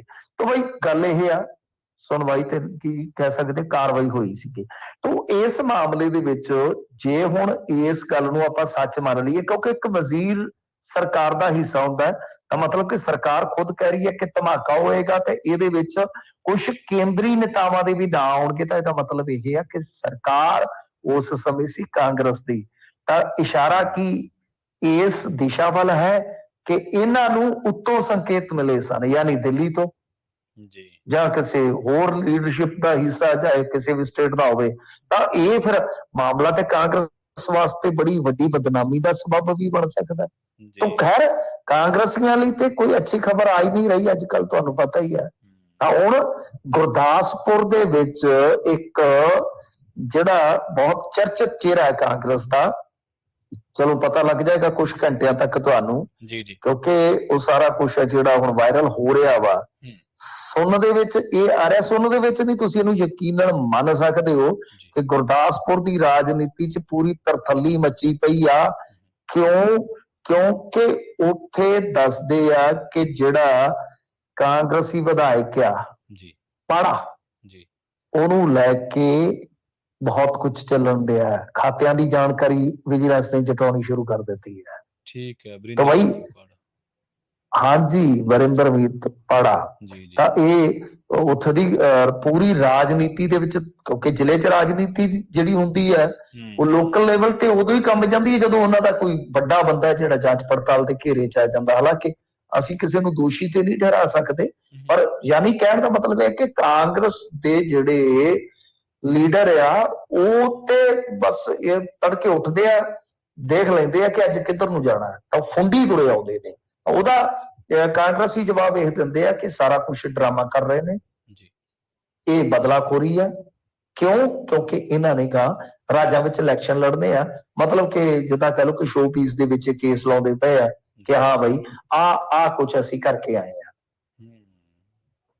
ਜੀ, ਅਗਲੀ ਖਬਰ ਦੇ ਵੱਲ ਵਧੀਏ ਮਿੰਟੂ ਜੀ, ਤੇ ਗੱਲ ਕਰੀਏ ਪਠਾਨਕੋਟ ਦੇ ਵਿੱਚ ਜਿਹੜੀ ਫਰਸ਼ ਤੇ ਡਿਲੀਵਰੀ ਹੋਈ ਸੀ, ਹੁਣ ਉਸ ਮਾਮਲੇ ਦੀ ਰਿਪੋਰਟ ਆ ਗਈ ਹੈ ਜੀ, ਤੇ ਕਹਿੰਦੇ ਨੇ ਕਾਰਵਾਈ ਦਾ ਭਰੋਸਾ ਦਿੱਤਾ, ਕਹਿੰਦੇ ਕਰਾਂਗੇ ਅਸੀਂ। ਹਾਂਜੀ ਦੇਖੋ, ਹੋਣੀ ਚਾਹੀਦੀ ਆ ਕਾਰਵਾਈ। ਵੈਸੇ ਤੇ ਗੱਲ ਇਹ ਆ ਕਿ ਇਹਦੇ ਵਿੱਚ ਕੁਝ ਜੋੜਾ ਮਾਜਰਾ ਜੀ ਦੇ ਬਿਆਨ ਵੀ ਜਿਹੜੇ ਆ ਨਾ ਉਹ ਬੜੇ ਗੈਰ ਮਿਆਰੀ ਜੇ ਸਨ, ਜੋ ਪਿਛਲੇ ਦਿਨੀ ਉਹਨਾਂ ਨੇ ਦਿੱਤੇ ਸੀਗੇ। ਤਾਂ ਇਸ ਮਾਮਲੇ 'ਚ ਡਾਕਟਰਾਂ ਦੀ ਇੱਕ 4 ਮੈਂਬਰੀ ਟੀਮ ਜਿਹੜੀ ਹੈ ਉਹ ਗਠਿਤ ਕੀਤੀ ਗਈ ਸੀਗੀ। ਤਾਂ ਇਹਦੇ ਵਿੱਚ ਅੱਗੇ ਜੋੜਾ ਮਾਜਰਾ ਜੀ ਕਹਿੰਦੇ ਆ ਕਿ ਦੁਸਹਿਰਾ ਆਉਣ ਕਰਕੇ ਔਰ ਅਜਿਹਿਆਂ ਦੇ ਚੱਲਦੇ ਜਿਹੜੀ ਕਾਰਵਾਈ ਸੀ ਉਹ ਅੱਗੇ ਨਹੀਂ ਕੀਤੀ ਜਾ ਸਕੀ, ਤੇ ਹੁਣ ਜਲਦੀ ਹੀ ਅਸੀਂ ਉਹ ਕਾਰਵਾਈ ਕਰ ਦੇਵਾਂਗੇ। ਤਾਂ ਇਹਦੇ ਵਿੱਚ ਵੀ ਜੋ ਹੁਣ ਤੱਕ ਕਹਿੰਦੇ ਆ ਕਿ ਜਾਂਚ ਪੜਤਾਲ ਹੋਈ ਆ, ਜੋ ਮੀਡੀਆ ਦੇ ਕੁਝ ਹਿੱਸਿਆਂ 'ਚ ਤਕਰੀਬਨ ਛਪ ਚੁੱਕੀ ਆ, ਜਾਂਚ ਰਿਪੋਰਟ ਦੇ ਵਿੱਚ ਤਕਰੀਬਨ ਇਹ ਗੱਲ ਹੈ ਕਿ ਮੈਡੀਕਲ ਪ੍ਰੋਟੋਕਾਲ ਦਾ ਧਿਆਨ ਨਹੀਂ ਰੱਖਿਆ ਗਿਆ। ਜਿਹਦੇ ਚਲਦੇ ਆ ਜਿਹੜੇ ਉੱਥੇ ਮੌਜੂਦ ਮੈਡੀਕਲ ਟੀਮ ਦੇ ਮੈਂਬਰ ਸੀ ਉਹਨਾਂ ਦੀ ਲਾਪਰਵਾਹੀ ਹੋਈ ਆ। ਲੇਬਰ ਪੇਨ ਬਹੁਤ ਜ਼ਿਆਦਾ ਸੀਗੀ, ਇਸ ਕਾਰਨ ਪੀੜਤਾਂ ਨੂੰ ਅੰਮ੍ਰਿਤਸਰ ਰੈਫਰ ਕਰਨ ਦੀ ਥਾਂ ਤੇ ਹਸਪਤਾਲ ਦੇ ਵਿੱਚ ਹੀ ਤੁਰੰਤ ਪ੍ਰਬੰਧ ਕਰਨੇ ਚਾਹੀਦੇ ਸੀ, ਜੋ ਉਹਨਾਂ ਨੇ ਨਹੀਂ ਕੀਤੇ। ਤੋਂ ਕਹਿਣ ਦਾ ਭਾਵ ਇਹ ਆ ਕਿ ਭਾਈ ਜਦੋਂ ਤੁਹਾਡੇ ਕੋਲ ਉੱਥੇ ਸਟਾਫ ਸੀ, ਤੁਹਾਡੇ ਕੋਲ ਸਾਰੀਆਂ ਚੀਜ਼ਾਂ ਹੈਗੀਆਂ ਨੇ, ਤਾਂ ਤੁਸੀਂ ਰੈਫਰ ਕਰ ਰਹੇ ਹੋ ਬਜਾਏ ਇਸ ਦੇ ਕਿ ਕੋਈ ਬੀਬੀ ਲਈ ਇਲਾਜ ਦਾ ਪ੍ਰਬੰਧ ਕਰੋ, ਬੰਦੋਬਸਤ ਕਰੋ ਜੀ। ਤਾਂ ਨਾਲ ਜਿਹੜੀ ਗੱਲ ਮਤਲਬ ਕਿ ਉੱਥੇ ਹੋਰ ਸਾਹਮਣੇ ਆ ਰਹੀ ਹੈ ਕਿ ਘਟਨਾ ਦੀ ਰਾਤ ਲੇਬਰ ਰੂਮ ਦੇ ਵਿੱਚ ਮੈਡੀਕਲ ਆਫੀਸਰ ਸੀਗਾ, on call gynae specialist, staff nurse, ward attendant, ASHA ਤੇ ਸਵੀਪਰ, ਇਹ ਸਾਰੇ ਡਿਊਟੀ ਤੇ ਸਨ। ਇਹਦਾ ਮਤਲਬ ਇਹ ਆ ਕਿ ਇਹ ਜਿਹੜੇ ਵੈਸੇ ਨਾਮ ਵੀ ਨੇ ਇਸ ਲਿਸਟ ਦੇ ਵਿੱਚ। ਤੋਂ ਗੱਲ ਇਹ ਆ ਕਿ ਇਹ ਜਦੋਂ ਸਾਰੇ ਉੱਥੇ ਮੌਜੂਦ ਸਨ ਤਾਂ ਤੁਸੀਂ ਰੈਫਰ ਕਰਨ ਵਾਸਤੇ ਇੱਕ ਗਰੀਬ ਬੰਦੇ ਨੂੰ ਕਿਵੇਂ ਕਹਿ ਰਹੇ ਹੋ ਜਿਹਦੇ ਕੋਲ ਚੱਜ ਦੇ ਜੁੱਤੇ ਨਹੀਂ, ਚੱਜ ਦੇ ਲੀੜੇ ਤੱਕ ਵੀ ਨਹੀਂ ਹੈਗਾ। ਤੇ ਉਤੋਂ ਹੁਣ ਤੁਸੀਂ ਇੱਕ ਚੀਜ਼ ਹੋਰ ਦੇਖੋ, ਇਹ ਰਾਜਨੀਤਿਕ ਬੰਦੇ ਕਿੰਨੇ ਢੀਠ ਕਿਸਮ ਦੇ ਹੁੰਦੇ ਆ। ਹੁਣ ਆਪਣੀ ਹੀ ਮੰਨ ਲਓ ਇਹਨਾਂ ਦੀ ਜਿਹੜੀ ਸਿਹਤ ਮੰਤਰਾਲੇ ਦੀ ਬਣਾਈ ਹੋਈ ਟੀਮ, ਜਿਹੜੀ ਸਿਹਤ ਮਹਿਕਮੇ ਦੀ ਟੀਮ, ਜੇ ਉਹ ਦੋਸ਼ੀ ਪਾ ਦਿੰਦੀ ਹੈ ਸੰਬੰਧਿਤ ਸਟਾਫ ਨੂੰ ਜਿਹੜਾ ਉੱਥੇ ਮੁਕਾਮੀ ਤੌਰ ਤੇ ਕੰਮ ਕਰ ਰਿਹਾ ਸੀਗਾ, ਤੇ ਜੋ ਜੋੜਾ ਮਾਜਰਾ ਨੇ ਗੱਲਾਂ ਕਹੀਆਂ ਇੱਕ ਜ਼ਾਹਿਲ ਕਿਸਮ ਦੇ ਵਿਅਕਤੀ ਵਾਂਗੂ ਕਿ ਇਹ ਇਹਦੀ 5ਵੀਂ ਡਿਲੀਵਰੀ ਸੀ ਤਾਂ ਬਹੁਤ ਸੌਖਾ ਬੱਚਾ ਉੱਥੇ ਫਰਸ਼ ਤੇ ਹੋ ਗਿਆ, ਵੀਡੀਓ ਬਣਾਉਣ ਵਾਲਾ ਇਉਂ ਲੱਗਦਾ ਜਿਵੇਂ ਵਿਉਂਤ ਕੇ ਆਇਆ ਹੋਵੇ, ਜਦ ਕਿ ਉਹ ਵੀਡੀਓ ਵਾਲੇ ਨੇ ਦੱਸਿਆ ਕਿ ਮੈਂ ਤੇ ਮਤਲਬ ਕਿ ਤਾਂ ਕਰਕੇ ਆਇਆ ਸੀ, ਮੇਰੇ ਭਤੀਜੇ ਦੇ ਘਰ ਭਰਾ ਬੱਚਾ ਹੋਇਆ ਜੀ। ਤਾਂ ਗੱਲ ਇਹ ਆ ਕਿ ਭਾਈ ਇਹ ਸਾਰੀਆਂ ਚੀਜ਼ਾਂ ਜਿਹੜੀਆਂ ਨੇ ਉਹ ਤੁਹਾਡੀਆਂ ਝੂਠੀਆਂ ਪੈ ਜਾਣਗੀਆਂ, ਝੂਠੀਆਂ ਪੈ ਜਾਣਗੀਆਂ। ਸੋ ਇਸ ਕਰਕੇ ਹੁਣ ਦੇਖਦੇ ਆ ਕੀ ਹੋ ਸਕਦਾ ਇਸ ਮਾਮਲੇ 'ਚ, ਪਰ ਕੱਲ ਕਾਰਵਾਈ ਹੋ ਸਕਦੀ, ਇਹਦਾ ਇਮਕਾਨ ਆ। ਪਰ ਜੇ ਕਾਰਵਾਈ ਹੋਏਗੀ ਤਾਂ ਕੀ ਜੋੜਾ ਮਾਜਰਾ ਜੀ ਨੂੰ ਆਪਣੇ ਬਿਆਨ ਵਾਸਤੇ ਸ਼ਰਮਿੰਦਗੀ ਨਹੀਂ ਮੰਨਣੀ ਚਾਹੀਦੀ ਕਿ ਜਿਹੜਾ ਉਹਨਾਂ ਨੇ ਇਸ ਤਰ੍ਹਾਂ ਦਾ ਗੈਰ ਮਿਆਰੀ ਬਿਆਨ ਦਿੱਤਾ ਸੀਗਾ ਕਿ ਇਹ ਤਾਂ ਜੀ ਸਾਰਾ ਕੁਝ ਗਿਣ ਵਿੱਥ ਕੇ ਹੋਇਆ ਲੱਗਦਾ ਹੈ, ਇਹ ਤਾਂ ਜੀ 5ਵਾਂ ਬੱਚਾ ਸੀ ਇਸ ਕਰਕੇ ਹੋ ਗਿਆ ਹੈ। ਤੁਸੀਂ ਆਪਣੇ ਨੁਕਸ ਤੇ ਮੰਨੋ ਨਾ ਘੱਟੋ ਘੱਟ ਕਿ ਤੁਸੀਂ ਇਸ ਹਾਲਤ ਦੇ ਵਿੱਚ ਪਠਾਨਕੋਟ ਤੋਂ ਅੰਮ੍ਰਿਤਸਰ ਦੀ ਦੂਰੀ ਤੁਸੀਂ ਗੂਗਲ ਤੇ ਚੈੱਕ ਕਰ ਲਓ ਕਿੰਨੀ ਦੂਰੀ ਹੈ। ਇਸ ਹਾਲਤ ਦੇ ਵਿੱਚ ਤੁਸੀਂ ਕਿਸੇ ਨੂੰ ਇਹ ਕਹਿ ਸਕਦੇ ਹੋ ਕਿ ਜਾ ਭਾਈ ਤੂੰ ਬੰਦਾ ਲੈ ਜਾ, ਜਾਂ ਜਿਹੜਾ ਕੋਈ ਹੋਰ ਔਰਤ ਦਾ ਕੇਸ ਆ, ਬੱਚੇ ਦਾ ਕੇਸ ਆ, ਬਜ਼ੁਰਗ ਦਾ ਕੇਸ ਆ, ਇਹ ਜਾ ਲੈ ਜਾਓ, ਜਦ ਕਿ ਤੁਹਾਡੇ ਕੋਲ ਉਹਨਾਂ ਕੋਲ ਸਟਾਫ ਹੈ, ਸਾਰਾ ਕੁਝ ਹੈ ਜੋ ਤੁਸੀਂ ਕਰ ਸਕਦੇ ਹੋ, ਕਰਵਾ ਸਕਦੇ ਹੋ ਡਿਲੀਵਰੀ। ਇਸ ਕਰਕੇ ਕਾਫੀ ਗੱਲਾਂ ਨੇ ਇਸ ਮਾਮਲੇ ਦੇ ਵਿੱਚ। ਇਹੋ ਜਿਹੀ ਸ਼ਰਮਨਾਕ ਘਟਨਾ ਅੱਗੇ ਤੋਂ ਨਾ ਵਾਪਰੇ, ਇਹਨਾਂ ਨੂੰ ਸਖਤ ਤੋਂ ਸਖਤ ਕਦਮ ਚੁੱਕਣੇ ਚਾਹੀਦੇ ਜੀ। ਅਗਲੀ ਗੱਲ ਕਰੀਏ ਡਾਕਟਰ ਧਰਮਵੀਰ ਗਾਂਧੀ ਦੀ। ਵਿਚਾਰਧਾਰਕ ਵਖਰੇਵੇਂ ਤਾਂ ਮਿੰਟੂ ਜੀ ਹੋ ਸਕਦੇ ਆ, ਪਰ ਡਾਕਟਰ ਧਰਮਵੀਰ ਗਾਂਧੀ ਆਪਣੇ ਸਿਆਸਤ ਕਰਕੇ ਹਮੇਸ਼ਾ ਸੁਰਖੀਆਂ ਦੇ ਵਿੱਚ, ਜਾਂ ਆਪਣੇ ਏਜੰਡੇ ਕਰਕੇ ਹਮੇਸ਼ਾ ਉਹਨਾਂ ਦੀ ਇੱਕ ਅਲੱਗ ਤਰ੍ਹਾਂ ਦੀ ਰਾਜਨੀਤੀ ਰਹਿੰਦੀ ਹੈ। ਹੁਣ ਉਹਨਾਂ ਨੇ ਕੋਈ ਨਵਾਂ ਰਸਤਾ ਅਖਤਿਆਰ ਕਰ ਲਿਆ ਰਾਜਨੀਤੀ ਦੇ ਵਿੱਚ ਜੀ? ਇਹ ਦੇਖੋ ਗੱਲ ਇਹ ਆ ਕਿ ਡਾਕਟਰ ਧਰਮਵੀਰ ਗਾਂਧੀ ਵਧੀਆ ਨੇ, ਸੋਸ਼ਲ ਵਰਕਰ ਵੀ ਅੱਛੇ ਨੇ ਉਹ ਜੀ, ਤੇ ਉਹਨਾਂ ਨੂੰ ਗਿਆਨ ਵੀ ਅੱਛਾ ਹੈ, ਨੋ ਡਾਊਟ, ਪਰ ਜ਼ਰੂਰੀ ਨਹੀਂ ਹੁੰਦਾ ਕਿ ਹਰੇਕ ਫੈਸਲਾ ਜਿਹੜਾ ਉਹ ਹਰੇਕ ਨੂੰ ਚੰਗਾ ਲੱਗੇ। ਹੁਣ ਹਾਂਜੀ ਚਲੋ ਮੈਂ ਤੁਹਾਨੂੰ ਕਾਂਗਰਸੀ ਉਹ ਗੁਰਦਾਸਪੁਰੀਆਂ ਬਾਰੇ ਦੱਸਿਆ ਸੀ, ਤਾਂ ਲੋਕ ਆ ਗਈ ਹੁਣ ਮੈਨੂੰ ਲੱਗਦਾ ਟੈਲੀਵਿਜ਼ਨ ਚੈਨਲਾਂ ਤੇ ਵੀ ਚੱਲ ਪਈ ਹੈ ਜੀ।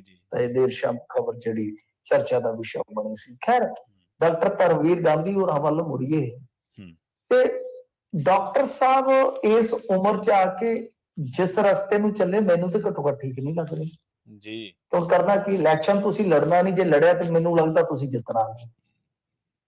ਸਾਡੇ ਮਿੱਤਰ ਨੇ, ਉਮਰ 'ਚ ਬਹੁਤ ਵੱਡੇ ਨੇ, ਬਹੁਤ ਥਾਵਾਂ ਤੇ ਮੁਲਾਕਾਤਾਂ ਹੋਈਆਂ ਨੇ, ਐਸੀ ਗੱਲ ਨਹੀਂ ਹੈ। ਪਰ ਮੇਰੇ ਕਹਿਣ ਦਾ ਮਤਲਬ ਇਹ ਹੈ ਕਿ ਕਾਂਗਰਸ ਨੂੰ ਤੁਸੀਂ ਕੀ ਮੰਨਦੇ ਹੋ? ਜੇ ਕਾਂਗਰਸ ਨੂੰ ਹੁਣ ਇਹ ਕਹਿ ਰਹੇ ਨੇ ਕਿ ਕਾਂਗਰਸ ਨੂੰ ਪੁਨਰ ਜੀਵਿਤ ਕਰਨ ਦੇ ਵਿੱਚ ਆਪਣਾ ਯੋਗਦਾਨ ਪਾਵਾਂਗਾ, ਪਰ ਬਤੌਰ ਕਾਂਗਰਸੀ ਮਤਲਬ ਕਿ ਉਹਨਾਂ ਦਾ ਮੈਂਬਰ ਨਹੀਂ ਬਣਾਗਾ। ਕਾਂਗਰਸ ਨੂੰ ਪੁਨਰ ਜੀਵਿਤ ਕਰਨ ਦੇ ਵਿੱਚ ਉਹਦਾ ਮਤਲਬ ਕੀ ਨਿਕਲਦਾ, ਉਹਦਾ ਅਰਥ ਕੀ ਨਿਕਲਦਾ ਜੀ। ਤਾਂ ਜੋ 5 ਸਾਲ ਹੁਣ ਪੁਨਰ ਜੀਵਿਤ ਕਰਨ ਦਾ ਮਤਲਬ ਕੀ ਹੁੰਦਾ ਹੈ? ਵੈਸੇ ਤੇ ਇਹ ਪੰਜਾਬੀ ਦਾ ਸ਼ਬਦ ਆਪਾਂ ਹੁਣ ਪਤਾ ਨਹੀਂ ਇਸਤੇਮਾਲ ਕਰ ਪਾਵਾਂਗੇ ਨਹੀਂ ਇਹਦੇ ਚ, ਕਿ ਮਤਲਬ ਕਿ ਦੁਬਾਰਾ ਕਿਸੇ ਨੂੰ ਜਿੰਦਾ ਕਰਨਾ, ਮੁੜ ਸੁਰਜੀਤੀ ਕਹਿ ਦਿੰਦੇ ਆਪਾਂ, ਨਾਰਮਲ ਲਫ਼ਜ਼ ਚਲੋ ਮੋੜ ਸਰਜੀਤ ਕਹਿ ਲਓ, ਪੁਨਰ ਜੀਵਤ ਹੁੰਦਾ ਨਾ, ਜਿਉਂਦਾ ਕਰਨਾ ਜੀ, ਪੁਨਰ ਹੋ ਗਿਆ ਦੁਬਾਰਾ। ਹੂੰ। ਅੱਛਾ, ਪੁਨਰ ਸਰਜੀਤ, ਚਲੋ ਪੁਨਰ ਸਰਜੀਤ ਕਹਿ ਲਿਆ ਜੀ। ਫਿਰ ਇਹ ਦੱਸੋ ਕਿ 17 ਦੇ ਵਿੱਚ ਤੇ ਉਹ ਕੈਮੋ ਕੈਮ ਸੀ, 17 ਤੇ 22 ਦੇ ਦਰਮਿਆਨ ਐਸਾ ਕੀ ਵਾਪਰਿਆ ਜੀ ਕਿ ਉਹਨਾਂ ਨੂੰ ਪੁਨਰ ਜੀਵਤ ਵਾਲੇ ਦੁਬਾਰਾ ਵਿਟਾਮਿਨ ਦੇ ਕੈਪਸੂਲ ਖਾਣੇ ਪਏ? ਸਹੀ, ਬਿਲਕੁਲ ਸਹੀ। ਕੀ ਇਹਦੇ ਕਾਰਨ ਕੀ ਨੇ? ਕੀ ਇਹਦੇ ਕਾਰਨ ਉਹੀ ਨੇ ਜੋ 17 ਤੋਂ 12 ਤੋਂ 17 ਵਾਲੀ ਸਰਕਾਰ ਦੇ ਸੀ ਤੇ 17 ਤੋਂ 21 ਵਾਲੇ ਦੇ ਫੇਰ ਹੋ ਗਏ? ਤੇ ਜੇ ਉਹੀ ਨੇ ਤਾਂ ਫਿਰ ਤੁਹਾਡੇ ਮਤਲਬ ਕਿ ਇਸ ਫੈਸਲੇ ਤੇ ਕਈ ਸਵਾਲ ਹੋਣਗੇ। ਦੇਖੋ ਗੱਲ ਕੀ ਹੁੰਦੀ ਹੈ ਕਿ ਨਿਰਣੇ ਜਿਹੜੇ ਆ ਉਹ ਆਜ਼ਾਦ ਹੁੰਦੇ ਆ ਤੁਸੀਂ, ਪਰ ਨਿਰਣਿਆਂ ਦੇ ਸਿੱਟੇ ਜਿਹੜੇ ਆ ਨਾ ਉਹ ਤੈਅ ਕਰਦੇ ਨੇ ਕਿ ਤੁਹਾਡੇ ਨਿਰਣੇ ਜਿਹੜੇ ਨੇ ਉਹ ਠੀਕ ਰਹੇ ਜਾਂ ਗਲਤ ਰਹੇ, ਜਾਂ ਉਹਨਾਂ ਨਿਰਣਿਆਂ ਦੇ ਪਿੱਛੇ ਜੋ ਕਾਰਨ ਹੁੰਦੇ ਆ ਕਈ ਵਾਰ ਉਹ ਵੀ ਦੱਸਦੇ ਆ ਕਿ ਹਾਂ ਬਈ ਇਹ ਮਸਲਾ ਜਿਹੜਾ ਕਿੱਧਰ ਨੂੰ ਤੁਰ ਰਿਹਾ। ਹੁਣ ਤੁਸੀਂ ਇਸੇ ਹੀ ਕਾਂਗਰਸ ਦਾ ਉਹ ਹਿੱਸਾ ਹੈ ਬੀਬੀ ਪਰਨੀਤ ਕੌਰ, ਜਿਹਦੇ ਬਾਰੇ ਰੌਲਾ ਪਾਇਆ, ਜਿਹਦੇ ਗੋਦਾਮਾਂ 'ਚ ਪਈ ਸ਼ਰਾਬ ਤੱਕ ਤੁਸੀਂ ਫੜਾਈ, ਉਹ ਵੀ ਉਸੇ ਪਾਰਟੀ 'ਚ ਹੈ ਤੇ ਜਿਹਨੂੰ ਤੁਸੀਂ ਕਹਿ ਰਹੇ ਹੋ ਕਿ ਪੁਨਰ ਜੀਵਤ ਕਰਨਾ। ਖੈਰ ਚਲੋ ਇਹ ਇਹਨਾਂ ਦਾ ਆਪਣਾ ਫੈਸਲਾ ਹੈ। ਰਿਪੋਰਟ ਆਈ ਹੈ ਤੇ ਡਾਕਟਰ ਧਰਮਵੀਰ ਗਾਂਧੀ ਹੋਰਾਂ ਨੇ ਫੈਸਲਾ ਕੀਤਾ ਹੈ, ਕਾਫੀ ਅੱਜ ਦੀ ਕਹਿ ਲਓ ਕਿ ਚਰਚਿਤ ਖਬਰ ਹੈ। ਤੇ ਇਹਨਾਂ ਨੇ ਕਿਹਾ ਕਿ ਫਿਲਹਾਲ ਉਹ ਪੁਨਰ ਜੀਵਤ ਕਰਨ 'ਚ ਯੋਗਦਾਨ ਪਾਉਣਗੇ, ਰਸਮੀ ਤੌਰ ਤੇ ਪਾਰਟੀ 'ਚ ਉਹ ਸ਼ਾਮਲ ਨਹੀਂ ਹੋਣਗੇ, ਨਾ ਹੀ ਕਿਸੇ ਅਹੁਦੇ ਤੇ ਟਿਕਣਗੇ, ਨਾ ਹੀ ਕੋਈ ਟਿਕਟ ਲੈਣਗੇ, ਤੇ ਉਹ ਕਹਿੰਦੇ ਕਿ ਇਹਨਾਂ ਸਾਰੀਆਂ ਚੀਜ਼ਾਂ ਤੋਂ ਬਿਨਾਂ ਹੀ ਕਾਂਗਰਸ ਦੇ ਹੱਕ 'ਚ ਖੜਨਗੇ। ਅੱਗੇ ਉਹ ਕਹਿੰਦੇ ਨੇ ਦੇਖੋ ਸਾਡਾ ਫਰਜ਼ ਹੈ ਕਿ ਜੋ ਬੋਲ ਰਹੇ ਨੇ ਉਹਨਾਂ ਦੀ ਗੱਲ ਵੀ ਅਸੀਂ ਪਹੁੰਚਾਈਏ। ਉਹਨਾਂ ਦਾ ਪੱਕਾ ਵਿਚਾਰ ਹੈ ਕਿ ਤੇਜ਼ੀ ਨਾਲ ਵੱਧ ਰਹੇ ਫਾਸ਼ੀਵਾਦ ਦੀ ਖਤਰੇ ਦੇ ਸਨਮੁਖ ਭ੍ਰਿਸ਼ਟਾਚਾਰ ਤੇ ਪਰਿਵਾਰਵਾਦ ਅੱਜ ਭਾਰਤੀ ਸਿਆਸਤ ਦੇ ਕੇਂਦਰੀ ਭਵਿੱਖੀ ਤੇ ਨਿਰਣਾਇਕ ਮੁੱਦੇ ਨਹੀਂ ਹਨ। ਨਾਲ ਉਹ ਕਹਿੰਦੇ ਕਿ ਸਮੇਂ ਦੀ ਸਿਆਸਤ ਦੀਆਂ ਲੋੜਾਂ ਦੇ ਹਾਣ ਦਾ ਬੰਨ ਜਾਂ ਨਿਬੜ ਲਈ ਕਾਂਗਰਸ ਬਾਰੇ ਆਪਣੇ 40 ਸਾਲ ਦੇ ਸਿਆਸੀ ਸਟੈਂਡ ਤੇ ਕੁੱਲ ਸਿਆਸੀ ਵਕਾਰ ਨੂੰ ਦਾਅ ਤੇ ਲਾਉਣ ਲਈ ਬਹੁਤ ਹੌਸਲਾ ਚਾਹੀਦਾ ਹੈ ਤੇ ਕੀਤਾ ਵੀ ਹੈ। ਫਾਰਮੂਲਿਆਂ ਦੀ ਸਿਆਸਤ ਨੂੰ ਰੱਦ ਕਰਕੇ ਕੀਤਾ। ਨਾਲ ਉਹ ਕਹਿੰਦੇ ਨੇ ਕਿ ਆਪਣੀ ਸਾਖ ਤੇ ਜਾਨ ਦੀ ਕੀਮਤ ਤੇ ਵੀ ਇਤਿਹਾਸ ਦੇ ਇਸ ਨਿਰਣਾਇਕ ਦੌਰ 'ਚ ਕਾਂਗਰਸ ਨੂੰ ਪੁਨਰ ਜੀਵਿਤ ਕਰਨ ਤੇ ਇਸ ਦੇ ਪੁਨਰ ਗਠਿਤ ਹੋਣ 'ਚ ਆਪਣਾ ਯੋਗਦਾਨ ਪਾਉਣਗੇ। ਇਹ ਉਹਨਾਂ ਨੇ ਕਿਹਾ ਕਿ ਫੈਸਲਾ ਸਹੀ ਜਾਂ ਗਲਤ ਹੋਣ ਵਾਲਾ ਇਹ ਸਮਾਂ ਤੈਅ ਕਰੇਗਾ। ਤਾਂ ਦੇਖੋ ਉਹਨਾਂ ਨੇ ਜਿਹੜੀਆਂ ਗੱਲਾਂ ਕਹੀਆਂ ਨੇ ਇਹਨਾਂ ਗੱਲਾਂ 'ਚ ਥੋੜੀ ਡੂੰਘਾਈ ਜ਼ਰੂਰ ਆ, ਪਰ ਪਹੁੰਚੋਂ ਕੇ ਮਤਲਬ ਉਹਨਾਂ ਨੇ ਸਿੱਧਾ ਕਹਿ ਦਿੱਤਾ ਕਿ ਫਾਸ਼ੀਵਾਦੀ ਸੋਚ ਦੇ ਖਿਲਾਫ ਡਟਣ ਵਾਸਤੇ ਹੁਣ ਜ਼ਰੂਰਤ ਹੈ ਤੇ ਮੈਂ ਕਾਂਗਰਸ ਨੂੰ ਚੁਣ ਰਿਹਾ। ਪਰ ਇਹ ਨਹੀਂ ਭੁੱਲਣਾ ਚਾਹੀਦਾ ਕਿ ਪੰਜਾਬ ਦੇ ਵਿੱਚ ਜੋ ਤੁਸੀਂ ਪੰਜਾਬ ਦੀ ਗੱਲ ਕਰਦੇ ਹੋ, ਖਿੱਤਾ ਪੰਜਾਬ ਦੀ ਗੱਲ ਕਰਦੇ ਹੋ, ਤਾਂ ਉਹਦੇ ਨਿਗਾਰ ਦੇ ਵਿੱਚ, ਉਹਦੇ ਪਤਨ ਦੇ ਵਿੱਚ ਇੱਥੋਂ ਦੀ ਲੀਡਰਸ਼ਿਪ ਜਿਹੜੀ ਕਾਂਗਰਸ ਇਸੇ ਕਾਂਗਰਸ ਦਾ ਹਿੱਸਾ ਹੈ, ਉਸ ਲੀਡਰਸ਼ਿਪ ਦਾ ਰੋਲ ਤੁਸੀਂ ਡਿਫਾਈਨ ਕਰਕੇ ਆਪ ਹੀ ਦੱਸਣਾ ਕਿੱਦਾਂ ਦਾ ਹੈ। ਬਿਲਕੁਲ ਸਹੀ ਜੀ। ਅਗਲੀ ਖਬਰ ਦੇ ਵੱਲ ਵਧੀਏ ਮਿੰਟੂ ਜੀ ਤੇ ਗੱਲ ਕਰੀਏ ਮਾਨ ਸਰਕਾਰ ਦੀ। ਕਹਿੰਦੇ ਰੇਤ ਸਸਤੀ ਕਰਦੀ ਮਹਿੰਗੀ ਕਰ ਬੈਠੀ ਭਗਵੰਤ ਮਾਨ ਸਰਕਾਰ। ਦੇਖੋ ਰੇਤ ਦਾ ਇੱਧਰ ਨਾ ਫਾਜ਼ਿਲਕਾ ਵੱਲ ਇੱਕ ਚੱਲੀ ਆ ਖੱਡ ਤੇ ਉੱਥੇ ਦੱਸਦੇ ਆ ਕਿ ਬੜੀਆਂ ਵੱਡੀਆਂ ਕਤਾਰਾਂ ਲੱਗੀਆਂ ਪਈਆਂ, ਜਿਵੇਂ ਮਤਲਬ ਕਿ ਖਾੜੀ ਦੇਸ਼ਾਂ ਦੇ ਵਿੱਚ ਜਦੋਂ ਯੁੱਧ ਲੱਗ ਗਿਆ ਸੀ ਇੱਕ ਵਾਰੀ, ਤੇ ਮੈਨੂੰ ਯਾਦ ਆ ਕਿ ਪੈਟਰੋਲ ਪੰਪਾਂ ਤੇ ਬਹੁਤ ਵੱਡੀਆਂ ਲਾਈਨਾਂ ਲੱਗ ਗਈਆਂ ਸਨ, ਟਰੈਕਟਰਾਂ ਦੀਆਂ, ਬੰਦਿਆਂ ਦੀਆਂ। ਤੋਂ ਖਾਣਾ ਵੀ ਬੱਸਾਂ ਤੇ ਫੜਾ ਦਿੰਦੇ ਹੁੰਦੇ ਸੀ ਕਿ ਫਲਾਣੇ ਪੈਟਰੋਲ ਪੰਪ ਤੇ ਨਾ ਜਾ ਕੇ ਤੁਸੀਂ ਫੜਾ ਦੇਣਾ। ਏਦਾਂ ਰੇਤੇ ਵਾਸਤੇ ਵੀ ਲਾਈਨਾਂ ਲੱਗਣਗੀਆਂ, ਆਸਾਨ ਨਹੀਂ ਸੀ ਸੋਚਿਆ ਕਦੇ ਜ਼ਿੰਦਗੀ 'ਚ, ਸੋਚਿਆ ਨਹੀਂ ਸੀ ਦਿਨ ਏਦਾਂ ਦੇ ਵੀ ਆਉਣਗੇ ਜਦੋਂ ਕੋਠੇ ਪਾਉਣ ਵਾਲੇ ਰੇਤੇ ਲਈ ਲਾਈਨਾਂ ਲਗਾਉਣਗੇ। ਤਾਂ ਹੁਣ ਉੱਥੇ ਲੰਬੀਆਂ ਲਾਈਨਾਂ ਲੱਗੀਆਂ ਖਲੋਤੀਆਂ। ਤਾਂ ਇਸ ਟਾਈਮ ਫਿਲਹਾਲ ਦੇਖੋ ਗੱਲ ਕੀ ਹੈ ਕਿ ਇਹਨਾਂ ਨੇ ਵੀ ਵਾਅਦਾ ਕੀਤਾ ਸੀ, ਕਾਂਗਰਸੀਆਂ ਨੇ ਵੀ ਵਾਅਦਾ ਕੀਤਾ ਸੀਗਾ, ਪਰ ਟਰਾਲੀ 8-8 ਹਜ਼ਾਰ ਤੱਕ ਹੁਣ ਪਹੁੰਚੀ ਪਈ ਆ। ਬੁਰਾ ਹਾਲ ਆ। ਤਾਂ ਆਉਣ ਵਾਲੇ ਦਿਨਾਂ 'ਚ ਵੇਖੋ ਕੁਝ ਹੋ ਜਾਵੇ ਤਾਂ ਠੀਕ ਆ, ਪਰ ਬਹੁਤ ਹੱਦ ਤੱਕ ਕਹਿ ਲਓ ਕਿ ਰੇਤੇ ਦੀ ਕਿੱਲਤ ਜਿਹੜੀ ਆ ਤਰਾਹ ਕਰਵਾ ਰਹੀ ਆ। ਤੇ ਨਾਲ ਇਹਨਾਂ ਨੇ ਜਿਹੜੀ ਪਾਸਿਓਂ ਆਉਂਦੀ ਆ ਉਹਦੇ ਤੇ ਉਹ ਰਾਇਲਟੀ ਲਾ ਰੱਖੀ ਆ, ਉਹ ਵੀ ਕੰਮ ਮਹਿੰਗਾ ਪੈਂਦਾ। ਇਹਦਾ ਕੱਲਾ ਅਸਰ ਪੰਜਾਬ ਦੀ ਉਸਾਰੀ ਤੇ ਨਹੀਂ ਪੈ ਰਿਹਾ, ਸਗੋਂ ਜੇ ਤੁਸੀਂ ਵੇਖੋਗੇ ਜਿਹੜੀ ਹੈਗੀ ਆ ਨਾ NHI, national highway authority of India, ਉਹਨਾਂ ਨੇ ਵੀ ਬਹੁਤ ਵੱਡਾ ਰੋਸ ਜਤਾਇਆ ਪੰਜਾਬ ਸਰਕਾਰ ਤੇ।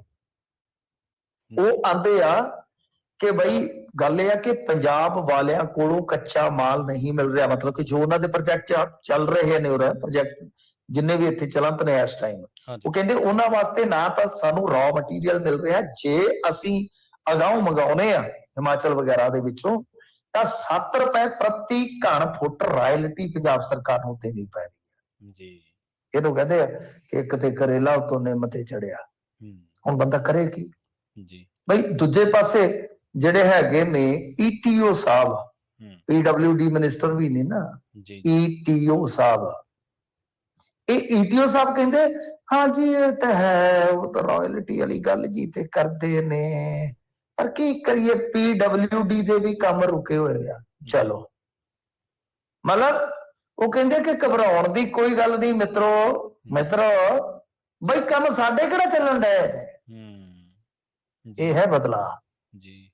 ਉਹ ਕਹਿ ਰਹੇ ਨੇ ਕਿ ਕੋਈ ਗੱਲ ਨਹੀਂ ਵੀਰੇ, ਤਸੱਲੀ ਰੱਖੋ, ਹੌਸਲਾ ਰੱਖ ਵੀਰੇ, ਹੌਸਲਾ ਰੱਖ। ਫਿਲਮ ਆਈ ਸੀ ਨਾ ਪਿੱਛੇ ਜੇ, ਹੌਸਲਾ ਰੱਖ, ਬਸ ਹੌਸਲਾ ਰੱਖ, ਸਾਡੇ ਕਿਹੜੇ ਇੱਧਰ ਬੈਂਡ ਬਾਜੇ ਵੱਜਣ ਡੇ, ਅਸੀਂ ਵੀ ਤੁਹਾਡੇ ਵਾਂਗੂ ਬੈਠੇ ਆ। ਤਾਂ ਬਈ ਇਹਨਾਂ ਚੀਜ਼ਾਂ ਦਾ ਕਹਿ ਲਓ ਕਿ ਕੋਈ ਹੱਲ ਨਜ਼ਰ ਨਹੀਂ ਆ ਰਿਹਾ। ਪੁਖਤਾ ਰੋਡ ਮੈਪ ਦੀ ਕਮੀ ਆ, ਸਿੱਧੀ ਗੱਲ ਹੈ, ਰੇਤਾ ਤੇ ਬਥੇਰਾ ਹੈਗਾ, ਔਰ ਇਹਦੇ ਵਿੱਚ ਹੋਰ ਕਈ ਚੀਜ਼ਾਂ ਜਿਹੜੀਆਂ ਉਹ ਤੁਹਾਨੂੰ ਮਿਲ ਜਾਣਗੀਆਂ। ਜਿਵੇਂ ਆਪਾਂ ਦੇਖਦੇ ਹਾਂ ਇੱਕ ਪੂੰਜੀਗਤ ਖਰਚਾ ਹੁੰਦਾ ਹੈ ਜੋ ਸਰਕਾਰਾਂ ਨੇ ਕਰਨਾ ਹੁੰਦਾ ਹੈ, ਹਾਂਜੀ, ਠੀਕ ਹੈ ਜੀ। ਉਹਦੇ ਵਿੱਚ ਕੀ ਹੈ ਕਿ ਪੰਜਾਬ ਸਭ ਤੋਂ ਹੇਠਾਂ ਹੈ, 10,930 ਇਹਨਾਂ ਦਾ ਬਜਟ ਸੀਗਾ, ਇਹਨੂੰ ਕਰੋੜ ਗਿਣ ਲੈਣਾ, 10,930 ਕਰੋੜ ਹੋ ਗਿਆ। ਹਾਲੇ ਤੱਕ ਇਹਨਾਂ ਨੇ ਸਿਰਫ 1137 ਕਰੋੜ ਜਿਹੜਾ ਹੈ ਨਾ ਕੈਪੀਟਲ ਐਕਸਪੈਂਡੀਚਰ ਕੀਤਾ ਹੈ, ਸਿਰਫ 10%, ਸਿਰਫ 10%।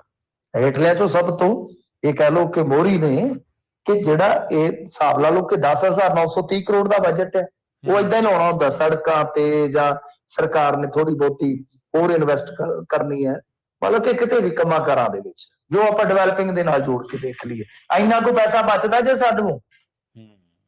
ਹਜ਼ੂਰ ਜਦੋਂ ਤੁਹਾਨੂੰ ਬੜੇ ਅੰਕੜਿਆਂ ਦੇ ਵਿੱਚ ਉਲਝਾਉਂਦੇ ਆ ਨਾ, ਆਹ ਅੰਕੜਾ ਫੜ ਕੇ ਚਲੋ, ਇਹਦੀ ਪੂਛ ਨਾ ਛੱਡਿਓ ਕਦੇ ਵੀ ਜੀ। ਡਿਵੈਲਪਿੰਗ ਵਾਸਤੇ ਸਾਡੇ ਕੋਲ ਕਿੰਨਾ ਬਚ ਗਿਆ? 10,930 ਕਰੋੜ, ਤੇ ਖਰਚ ਕਿੰਨਾ ਹੋਇਆ? ਸਿਰਫ 1137 ਕਰੋੜ, 10%। ਤੋਂ ਇਹਦਾ ਵੱਡਾ ਕਾਰਨ ਇਹ ਆ ਕਿ ਸੜਕਾਂ ਵਗੈਰਾ ਜਾਂ ਜਿਹੜੇ ਹੋਰ ਕੰਮ ਕਰ ਰਿਹਾ ਉਹ ਰੁਕੇ ਪਏ ਜੀ। ਮਿੰਟੂ ਜੀ, ਗੱਲ ਕਰੀਏ ਅਲਫਾਜ਼ ਦੀ। ਪਿਛਲੇ ਦਿਨੀ ਅਲਫਾਜ਼ ਇੱਕ ਹਮਲੇ ਦਾ ਸ਼ਿਕਾਰ ਹੋ ਗਿਆ ਸੀ, ਜਿਹੜਾ ਸਿੰਗਰ ਹੈ, ਹੁਣ ਕਹਿੰਦੇ ਉਹਨੂੰ ਹੋਸ਼ ਆ ਗਈ। ਹਾਂਜੀ, ਹੋਸ਼ ਆਈ, ਅੱਛੀ ਗੱਲ ਹੈ ਜੀ। ਅਲਫਾਜ਼ ਬੜਾ ਵਧੀਆ ਸਿੰਗਰ ਆ, ਬਹੁਤ ਵਧੀਆ, ਉਹਦੇ ਗਾਣੇ ਵੀ ਹਿੱਟ ਹੋਏ ਨੇ ਖਾਸੇ। ਹੁਣ ਤੱਕ ਲਾਪਤਾ ਜਿਹਾ ਰਹਿੰਦਾ ਅੱਜ ਕੱਲ, ਇੱਕਦਮ ਖਬਰ ਆਈ, ਚਿੰਤਾਵਾਂ ਲੈ ਕੇ ਆਈ, ਪਰ ਹੁਣ ਇਸ ਗੱਲ ਦੀ ਕਹਿ ਲਓ ਕਿ ਤਸੱਲੀ ਹੈ ਉਹਦੇ ਫੈਨਸ ਨੂੰ ਕਿ ਹੋਸ਼ ਦੇ ਵਿੱਚ ਆ ਗਿਆ, ਤਾਂ ਬਹੁਤ ਵਧੀਆ ਗੱਲ ਹੈ ਜੀ। ਉਹ ਬੰਦਾ ਵੀ ਫੜ ਲਿਆ ਸੀਗਾ ਜਿਹਨੇ ਇਹਦੇ ਵਿੱਚ ਟੈਂਪੂ ਮਾਰਿਆ ਸੀਗਾ, ਇਸ ਟੈਂਪੂ ਮਾਰਿਆ ਸੀਗਾ ਜਿਹਨੂੰ ਆਪਾਂ ਛੋਟਾ ਹਾਥੀ ਆਨੇ ਆ। ਵੈਸੇ ਉਹ ਹਮਲਾ ਨਹੀਂ ਸੀ, ਉਹਨੂੰ ਤੁਸੀਂ ਇੱਕ ਹਾਦਸਾ ਵੀ ਕਹਿ ਸਕਦੇ ਹੋ। ਉਹ ਇੱਕ ਢਾਬੇ ਤੇ ਕੰਮ ਕਰਦਾ ਕੋਈ ਕਰਿੰਦਾ ਸੀਗਾ, ਉਹਦਾ ਕੋਈ ਪੈਸੇ ਧੇਲੇ ਦਾ ਝਗੜਾ ਸੀ। ਇਹ ਬੰਦੇ ਨੇ ਤੇ ਜਾ ਕੇ ਸਗੋਂ ਕਿਹਾ ਕਿ ਯਾਰ ਗਰੀਬ ਦਾ ਹਿਸਾਬ ਕਰੋ, ਕਿਉਂ ਵਕਤ ਪਾਇਆ ਜੀ।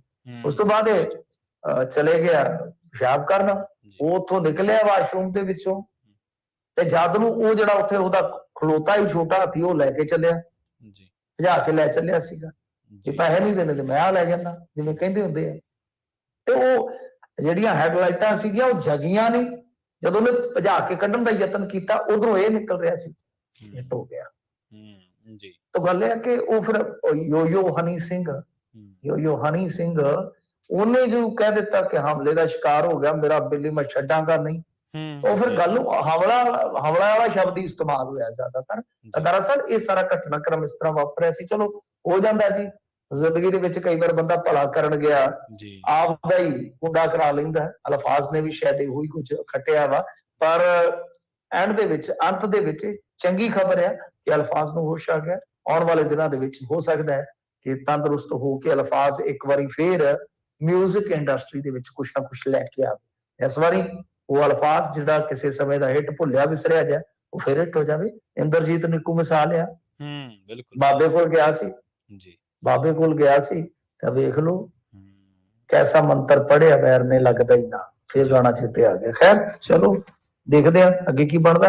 ਅੱਛੀ ਗੱਲ ਹੈ ਜੀ, ਚੰਗੀ ਖਬਰ ਹੈ ਉਹਨਾਂ ਦੇ ਫੈਨਸ ਫੋਲੋ। ਜੀ। ਮਿੰਟੂ ਜੀ ਬਹੁਤ-ਬਹੁਤ ਧੰਨਵਾਦ ਤੁਹਾਡਾ ਇਹਨਾਂ ਖਾਸ ਜਾਣਕਾਰੀਆਂ ਦੇ ਲਈ। ਧੰਨਵਾਦ ਜੀ। ਜੀ। ਸੋ ਪ੍ਰੋਗਰਾਮ ਖਬਰ ਤੇ ਨਜ਼ਰ ਦੇ ਪਹਿਲੇ ਹਿੱਸੇ ਦੇ ਵਿੱਚ ਆਪਣੇ ਨਾਲ ਜੁੜੇ ਸਨ ਮਿੰਟੂ ਗੁਰਸਰੀਆ ਜੀ, ਜਿਨ੍ਹਾਂ ਦੇ ਨਾਲ ਆਪਾਂ ਕਈ ਅਹਿਮ ਖਬਰਾਂ ਨੂੰ ਲੈ ਕੇ ਚਰਚਾ ਕੀਤੀ ਹੈ। ਪ੍ਰੋਗਰਾਮ ਦੇ ਵਿੱਚ ਵੇਲਾ ਹੋ ਚੱਲਿਆ ਇੱਕ ਛੋਟੀ ਜਿਹੀ ਬ੍ਰੇਕ ਦੇ ਲਈ ਰੁਕਣ ਦਾ। ਬ੍ਰੇਕ ਤੋਂ ਪਾਰ ਗੱਲਬਾਤ ਕਰਾਂਗੇ ਦੋਹਰੇ ਸੰਵਿਧਾਨ ਦੀ। ਅਕਾਲੀ ਦਲ ਦੀ ਕੇਸ ਤਬਦੀਲ ਕਰਨ ਸੰਬੰਧੀ ਜਿਹੜੀ ਅਰਜ਼ੀ ਸੀ, ਉਹ ਅਦਾਲਤ ਨੇ ਹੁਣ ਖਾਰਜ ਕਰ ਦਿੱਤੀ ਹੈ ਦੋਹਰੇ ਸੰਵਿਧਾਨ ਦੇ ਮਾਮਲੇ ਦੇ ਵਿੱਚ। ਉਸ ਤੋਂ ਬਾਅਦ ਮੋਹਾਲੀ ਦੇ ਵਿੱਚ ਕੇਜਰੀਵਾਲ ਦੀ ਛੋਟੀ ਭੈਣ ਪੈਟਰੋਲ ਦੀ ਬੋਤਲ ਦੇ ਨਾਲ ਪਾਣੀ ਦੀ ਟੈਂਕੀ ਤੇ ਚੜ੍ਹ ਗਈ ਹੈ। ਇਹ ਮਤਲਬ ਰਿਸ਼ਤੇ 'ਚੋਂ ਭੈਣ ਨਹੀਂ ਹੈ, ਇਹ ਕੁੜੀ ਨੂੰ ਕੇਜਰੀਵਾਲ ਨੇ ਭੈਣ ਕਹਿ ਕੇ ਪਹਿਲਾਂ ਧਰਨੇ ਇਹਦਾ ਸਮਾਪਤ ਕਰਵਾਇਆ ਸੀਗਾ। ਹੁਣ ਇਹ ਫਿਰ ਟੈਂਕੀ ਤੇ ਚੜ੍ਹ ਗਈ ਹੈ।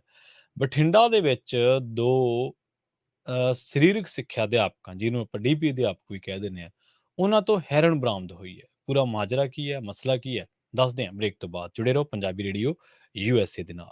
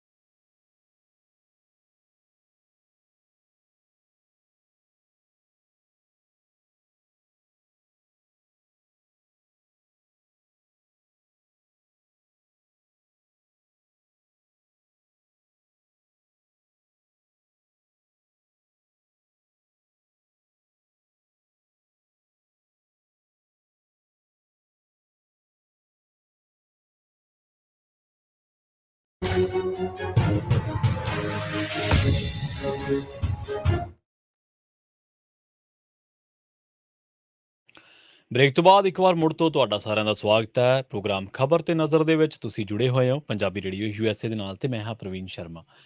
ਬ੍ਰੇਕ ਤੋਂ ਬਾਅਦ ਗੱਲਬਾਤ ਕਰਦੇ ਹਾਂ ਕੁਝ ਹੋਰ ਅਹਿਮ ਖਬਰਾਂ ਦੇ ਬਾਰੇ। ਸ਼ੁਰੂਆਤ ਕਰਦੇ ਹਾਂ ਅਕਾਲੀ ਦਲ ਦੇ ਦੋਹਰੇ ਸੰਵਿਧਾਨ ਤੋਂ। ਹੁਸ਼ਿਆਰਪੁਰ ਦੀ ਸਥਾਨਕ ਅਦਾਲਤ ਦੇ ਵਿੱਚ ਸ਼੍ਰੋਮਣੀ ਅਕਾਲੀ ਦਲ ਦੇ ਖਿਲਾਫ ਕਥਿਤ ਦੋਹਰਾ ਸੰਵਿਧਾਨ ਰੱਖ ਕੇ ਧੋਖਾਧੜੀ ਕਰਨ ਸੰਬੰਧੀ ਕੇਸ ਦਾ ਟਰਾਇਲ ਸ਼ੁਰੂ ਹੋ ਚੁੱਕਿਆ ਹੈ ਅਤੇ ਪਾਰਟੀ ਦੇ ਸੀਨੀਅਰ ਆਗੂ ਪੇਸ਼ੀਆਂ ਵੀ ਭੁਗਤ ਰਹੇ ਨੇ। ਪਰ ਇਸੇ ਦੌਰਾਨ ਪਾਰਟੀ ਵੱਲੋਂ ਅਦਾਲਤ ਦੇ ਵਿੱਚ ਇਹ ਅਰਜ਼ੀ ਦਿੱਤੀ ਗਈ ਕਿਉਂਕਿ ਪਾਰਟੀ ਦਾ ਮੁੱਖ ਦਫ਼ਤਰ ਦਿੱਲੀ ਦੇ ਵਿੱਚ ਹੈ ਤੇ ਇਸ ਦੇ ਨਾਲ ਸੰਬੰਧਿਤ ਕੇਸ ਦੀ ਸੁਣਵਾਈ ਹੁਸ਼ਿਆਰਪੁਰ ਦੇ ਵਿੱਚ ਨਹੀਂ ਹੋ ਸਕਦੀ। ਬੀਤੇ ਦਿਨੀ ਵਧੀਕ chief judicial magistrate Rupinder Singh ਦੀ ਅਦਾਲਤ ਨੇ ਖੇੜਾ ਦੇ ਵਕੀਲਾਂ ਅਦਾਲਤ ਦੇ ਨੇ ਖੇੜਾ ਦੇ ਵਕੀਲਾਂ ਬੀਐਸ ਰਿਆੜ ਤੇ ਹਿਤੇਸ਼ ਪੁਰੀ ਦੀਆਂ ਦਲੀਲਾਂ ਦੇ ਨਾਲ ਸਹਿਮਤ ਹੁੰਦਿਆਂ ਇਹ ਅਰਜ਼ੀ ਖਾਰਜ ਕਰ ਦਿੱਤੀ, ਜਿਸ ਦੇ ਨਾਲ ਟਰਾਇਲ ਅੱਗੇ ਵਧਣ ਦਾ ਰਸਤਾ ਪੱਧਰਾ ਹੋ ਗਿਆ।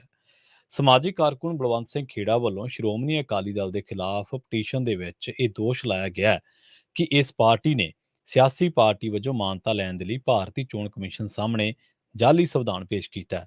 ਪ੍ਰਕਾਸ਼ ਸਿੰਘ ਬਾਦਲ ਮਗਰੋਂ ਹੁਣ ਸੁਖਬੀਰ ਬਾਦਲ ਨੇ ਵੀ ਪੇਸ਼ੀ ਤੋਂ ਛੋਟ ਦੀ ਅਰਜ਼ੀ ਦਿੱਤੀ ਹੈ। ਪਹਿਲਾਂ ਪ੍ਰਕਾਸ਼ ਸਿੰਘ ਬਾਦਲ ਨੇ ਦਿੱਤੀ ਸੀ।